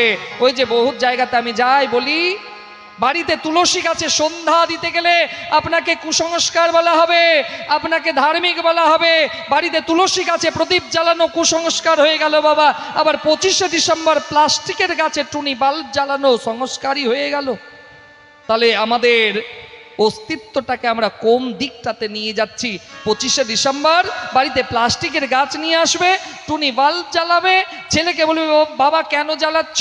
বাবা বলবে না আজকে জ্বালাতে হয়, কেন যিশু খ্রিস্টের জন্মদিন, কেকও খেতে হয়। তো সেই বাবা তার ছেলেকে বলবে না আজকে জন্মাষ্টমী, জন্মাষ্টমীর ব্রত রাখতে হয়। সেই বাবা বলেন আজকে রাম নবমী, রামের জন্ম হয়েছে, রামের ব্রত রাখতে হয়। কেউ বলবেই না, কারণ সারা পৃথিবীর মধ্যে সনাতন ধর্ম এমন একটা ধর্ম মা, যে সনাতন ধর্ম হচ্ছে সংস্কারী ধর্ম। এই জন্য সনাতন ধর্ম পালন করার জন্য 1লা বৈশাখ আমরা শুরু করি, পুজো করে ভগবানের নাম জপ করে আমাদের বছর শুরু হয়। আর ওয়েস্টার্ন কালচার 1 জানুয়ারি শুরু হয় মদ মাংস পান করে, মাংস খেয়ে। দেখবেন 1 জানুয়ারি যারা সেলিব্রেশন করে, মদ হতে হবে, মাংস হতে হবে, তবে তাদের নববর্ষকে উদযাপন করবে। যে একমাত্র হিন্দু সনাতনী সারা পৃথিবীতে ডঙ্কা বাজিয়ে বলতে পারে যে আমাদের নবরাত্রি, আমাদের সেই শুভ বছর, আমাদের নববর্ষ শুরু হয় গণেশজির পূজা করে, গণেশজির উপাসনা করে। আজও 1লা বৈশাখে আমরা গণেশজির উপাসনা দিয়ে আমাদের বছরটাকে শুরু করি। কিন্তু আমাদের ওয়েস্টার্ন কালচার, ফল আমরা আপনারা দুটোই দেখতে পাচ্ছেন। মা মাফ করবেন, হয়তো কথাগুলো অনেকের খারাপ লাগতে পারে, যার খারাপ লাগবে তার রাধে রাধে, বলো রাধে রাধে। তো সেই পয়ব্রত করার কথা কশ্যপ ঋষি অদিতিকে বললেন। অদিতি বললেন বেশ, ফাল্গুন মাসে শুক্লপক্ষে এই ব্রত আরম্ভ হয়। ফাল্গুন মাসের শুক্লপক্ষে সেই ব্রত আরম্ভ করলো। 12 দিন শুধুমাত্র গোদুগ্ধ সেবন করে আর গোমাতাকে পুজো করে ভগবানের নাম জপ করে। ঘটনা ঘটল মা, এই ব্রত করার পরে সে অদিতির গর্ভে সন্তান এলো, সেটা ভগবান নারায়ণের অংশ অবতার। সেই সন্তান যখন ভূমিষ্ঠ হলো তার নাম হলো উপেন্দ্র। উপেন্দ্র বড় হচ্ছে, এবার তো ব্রাহ্মণ সন্তান পৈতে দিতে লাগবে, ব্রাহ্মণ সন্তান পৈতে দিতে লাগবে। তো সেই উপেন্দ্রের পৈতে হয়েছে। পৈতে যখন হয়, একটা ব্রাহ্মণকে প্রথমে চন্দনের পৈতা পরানো হয়, তারপরে কুশের পৈতা পরানো হয়, তারপরে মৃগ চর্ম পৈতা পরানো হয়, তারপরে ব্রহ্মসূত্রের পৈতে পরানো হয়।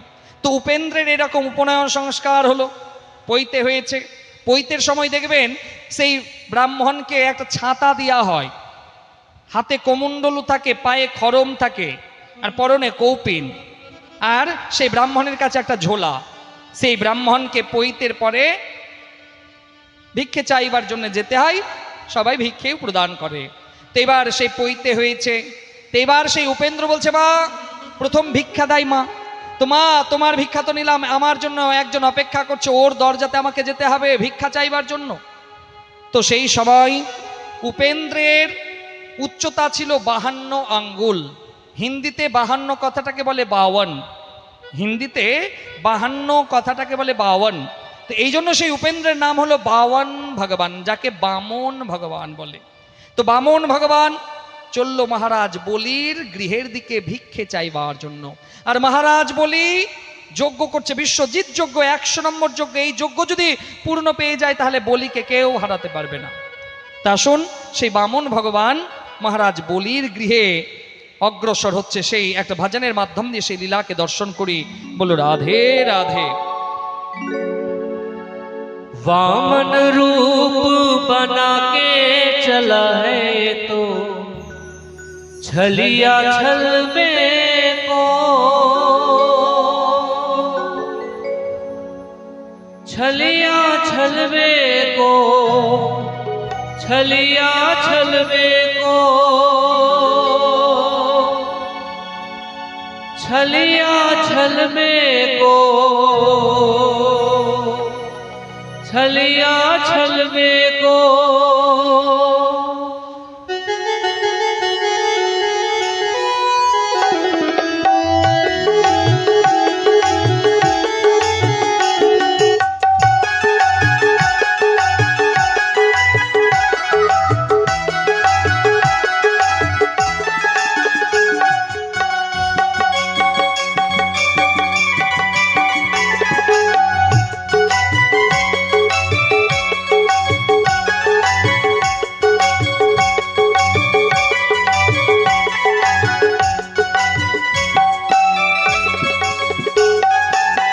बामन रूप बना के चला है तो छलिया छल में को, बामन रूप बना के चला है तो छलिया छल में को, छलिया छल में को, छलिया छल में को, छलिया छल में को, छलिया छल में को।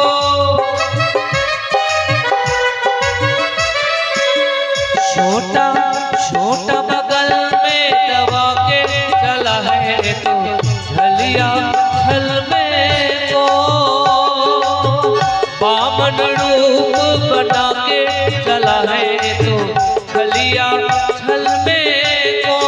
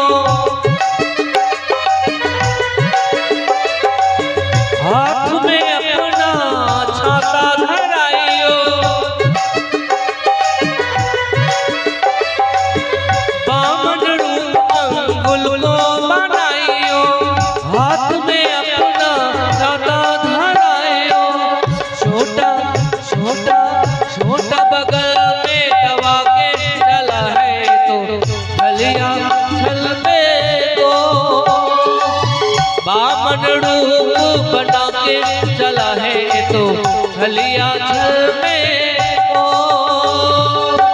छलिया छल में को, छलिया छल में को, छलिया छल में को, छलिया छल में को। छोटा छोटा बगल में दबा के चला है तो छलिया छल में को, बामन रूप बना के चला है तो छलिया छल में को, बामन रूप बना के चला है तो छलिया छल में को, बामन रूप बना के चला है तो छलिया छल में को। बोलिए भक्तवत्सल भगवान की। সেই বামন ভগবান মহারাজ বলির গৃহে উপস্থিত, আর মহারাজ বলি তখন যজ্ঞাহুতি প্রদান করছেন। আর সেই সময় বলছে, ভবান ভিক্ষাং দেহি, হে রাজন, আমি একজন ব্রাহ্মণ, আপনার দরজাতে এসেছি, আপনি ভিক্ষা দিন। আর সেই সময় মহারাজ বলি বলছে, আসুন হে ব্রাহ্মণ দেবতা, আপনি আমার গৃহে আসুন, তা বলুন আপনি কি চান। তো সেই সময় বামন ভগবান বলছে যে আমি যা চাইবো আপনার কাছে দেবেন। বলছে, বলুন মহারাজ কি চান। সেই বামন ভগবান বলছে, পদানি ত্রিণী দৈত্যেন্দ্র সংমিতানি পদা মম, পদানি ত্রিণী, যে 3 পা রাখার মতন ভূমি প্রদান করতে হবে। বলি মহারাজ হাসছে, বলছে, বলেন কি হে ব্রাহ্মণ দেবতা, আপনার ওই ছোট্ট ছোট্ট পায়ে আপনি বলছেন 3টা পা রাখার মতন ভূমি, আপনি যদি বলেন আমি গোটা রাজ্য আপনাকে দান করতে পারি। বলছে, না আমার রাজ্য লাগবে না, আমি যেটা বললাম সেটা দিন। শুক্রাচার্য ছিল দূরে বসে। শুক্রাচার্য বলছে, হে রাজন, এ তোমার সঙ্গে ছলনা করতে এসছে, এ ব্রাহ্মণ নয়, এ তো স্বয়ং নারায়ণ। বলি মহারাজ হাত জোর করে বলছে, হে গুরুদেব, মেনে নিলাম যদি নারায়ণ হয় তাহলে তো আমার ভাগ্য। যে নারায়ণের কাছে সবাই যাই চাইতে, আর সেই নারায়ণ আজকে আমার ঘরের দরজাতে এসেছে, তাহলে আমি কেমন করে তাকে ঘুরিয়ে পাঠাবো? তাহলে তো আমি তো দেবই। তো এবার শুক্রাচার্য দেখছে যদি দিয়ে দেয় তাহলে সর্বস্ব লুট হয়ে যাবে। আর সেই সময় মহারাজ বলির কন্যা ছিল যার নাম ছিল রত্নমালা। এই রত্নমালাই আবার তারপরে পুতনা রাক্ষসী হয়ে এসেছে। এই রত্নমালার সেই বামন ভগবানকে দেখে মনে হলো, ইস, এইরকম সন্তান যদি আমার হতো তাহলে আমি তাকে আমার স্তন পান করাতাম পুত্র স্নেহে। ভগবান মনে মনে বলল যে, হে রত্নমালা, এটাও মনোবাসনা তোমার পূর্ণ হবে আগামী কোনো যুগে। এবার সেই কমণ্ডলুর জলের যে নল, সেই নলের মধ্যে শুক্রাচার্য প্রবেশ করেছে, জল আর বেরোয় না। ভগবান বলছে, জল আমি বের করতে জানি। একটা শুকনো তৃণ নিয়ে নলের মুখে যেমনি প্রবেশ করালো, শুক্রাচার্যের চোখে লাগলো। শুক্রাচার্য মুনি অন্ধ হয়ে গেল। শুক্রাচার্য অন্ধ হয়ে গেছে। এদিকে জল পড়লো, সংকল্প হলো। রাজা বলি সংকল্প নিল যে আমি এই ব্রাহ্মণ দেবতাকে 3টা পা রাখার মতন ভূমি প্রদান করব। এবার সংকল্প হয়ে গেছে। এবার হে ব্রাহ্মণ দেবতা, আপনি আপনার 3টা পায়ে মেপে নিন ভূমি। এইবার সেই বামন বিরাট রূপ ধারণ করলো। না আদি না মধ্যান্তরন্ত বীর্যম, যার আদি মধ্য অনন্ত কিছুই বোঝা যাচ্ছে না, পরম বিরাট রূপ। প্রথম চরণ যখন ওঠালো, প্রথম চরণে স্বর্গকে মেপে নিল। দ্বিতীয় চরণে এ বিশ্বকে মেপে নিল। ভগবান বলছে, বামন ভগবান বলছে, হে রাজন, আমার 2 চরণে স্বর্গ আর বিশ্বকে আমি মেপে নিলাম, আমার 3য় চরণ রাখবো কোথায়? তখন রাজা হাত জোর করে বলছে, হে প্রভু, হে ভগবান, দান বড় না দানি বড়? ভগবান বলছে, দানি বড়। সেই সময় রাজা বলি মুকুটকে খুলে মাটিতে রাখলেন আর বললেন, হে প্রভু, আপনার 3য় চরণ আপনি আমার মস্তকে রাখুন। বামন ভগবান বলছে, বাহ বাহ রাজন, বাহ, আমি তোমার উপরে সন্তুষ্ট হলাম। ভগবান নিজের 3য় চরণ রাজা বলির মস্তকে রাখলেন। রাজা বলিকে সুতল লোকের রাজা ঘোষণা করে দেওয়া হলো। সুতল লোকের রাজা হলো মহারাজ বলি। ভগবান বলছে, হে বলি, তাহলে তুমি আমার কাছে বর চাও, কি চাইবে? তো বলি ভগবানের কাছে বলছে যে, হে প্রভু, তাহলে আপনি তো আমাকে রাজা ঘোষণা করলেন, তো রাজার দরজাতে যদি দারোয়ান না থাকে তাহলে কিসের রাজা? তাহলে আমার দরজাতে আপনাকে দারোয়ান হয়ে থাকতে হবে, এটাই আমি আপনার কাছে চাইলাম। ভগবান বলল, বেশ। রাজা বলির দরজাতে ভগবান দারোয়ান হয়ে থাকলো। এদিকে বৈকুণ্ঠ ধামে নারায়ণ নেই। লক্ষ্মী দেবী জানতে পারলো যে নারায়ণ সুতল লোকে আছে। তো লক্ষ্মী দেবী এক সন্ন্যাসিনীর বেশ ধারণ করে, বাবা সেই দিন ছিল শ্রাবণ মাসের পূর্ণিমা তিথি, সেই পূর্ণিমা তিথিতে সুতল লোকে গেল আর বলিকে বলছে যে তুমি আমার ভাই হবে। কারণ আজকের দিনে কোনো দিদি যদি তার ভাইয়ের হাতে রক্ষাসূত্র বাঁধে তাহলে ভাইয়ের আয়ু দীর্ঘায়ু হয়। তাহলে বলি মহারাজ বলছে বেশ বেঁধে দাও। লক্ষ্মী দেবী সন্ন্যাসিনীর বেশ ধারণ করে বলিকে ভাই বানিয়ে রাখি বাঁধলো। এবার রাখি বাঁধতে গেলে তো বাবা উপহার দিতে হয়, ভাইদের একটা দায়িত্ব থাকে বোনকে উপহার দেবে। তো বলি বলছে যে তাহলে এবার তুমি বলো তুমি কি উপহার চাও। তো সেই সন্ন্যাসিনী বলছে ভাই তোমার দরজাতে যে দারোয়ান হয়ে আছেন আমি ওকেই চাই। বলি বলল তথাস্তু। বলি বলছে আচ্ছা বলুন তো আপনারা কে। সেই সময় ভগবান লক্ষ্মী আর নারায়ণ সেখানে প্রকট হলো। আজও প্রত্যেকটা দিন মা বৈকুণ্ঠ ধাম থেকে নারায়ণ বলির সঙ্গে সাক্ষাৎ করতে যায়। আজও প্রত্যেকটা দিন পঞ্জিকা খুলে দেখবেন, পঞ্জিকাতে কাল বেলা বার বেলা বলে একটা সময় দেওয়া থাকে, যে সময়কে আমরা কোনো শুভ কাজ করি না কাল বেলায় আর বার বেলায়। এই সময়টাই বৈকুণ্ঠ ধামে নারায়ণ থাকে না, তখন সুতল্লোকে যায় রাজা বলির সঙ্গে সাক্ষাৎ করতে। এই ছিল বলি বামন প্রসঙ্গ। আজকে অনেক রাত্রি হয়েছে মা, সময় যেহেতু প্রথম দিকে আমাদের নষ্ট হয়েছে তাই আজকে এখানে কথাকে বিরাম দিতে হবে। আগামীকাল চতুর্থ দিন ভগবান কৃষ্ণের প্রাকট্য উৎসব, যে কালকে এখানে ভগবান ভাগবত মহাপুরাণে চতুর্থ দিনে ভগবান কৃষ্ণ অবতার রূপে আমাদের সম্মুখে আসবে। তাই সবার কাছে নিবেদন আগামীকাল আপনারা সবাই আসবেন, কারণ কালকে ভগবান শ্রীকৃষ্ণের জন্ম। বলো রাধে রাধে। এবার সবাই দাঁড়িয়ে যান, সবাই দাঁড়িয়ে যান, একটা ভজনের রসাস্বাদন হবে, তারপরে আরতি করে আজকের কথাকে বিরাম দেব। সবাই দাঁড়িয়ে যান, অনেকক্ষণ থেকে বসে আছেন, হাত পা ব্যথাও হয়ে গেছে। বলো রাধে রাধে।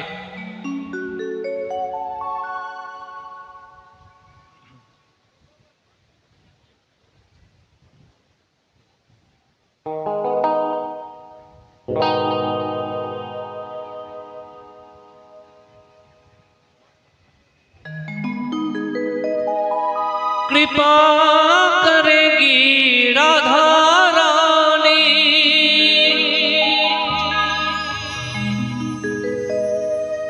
कृपा करेगी राधा रानी,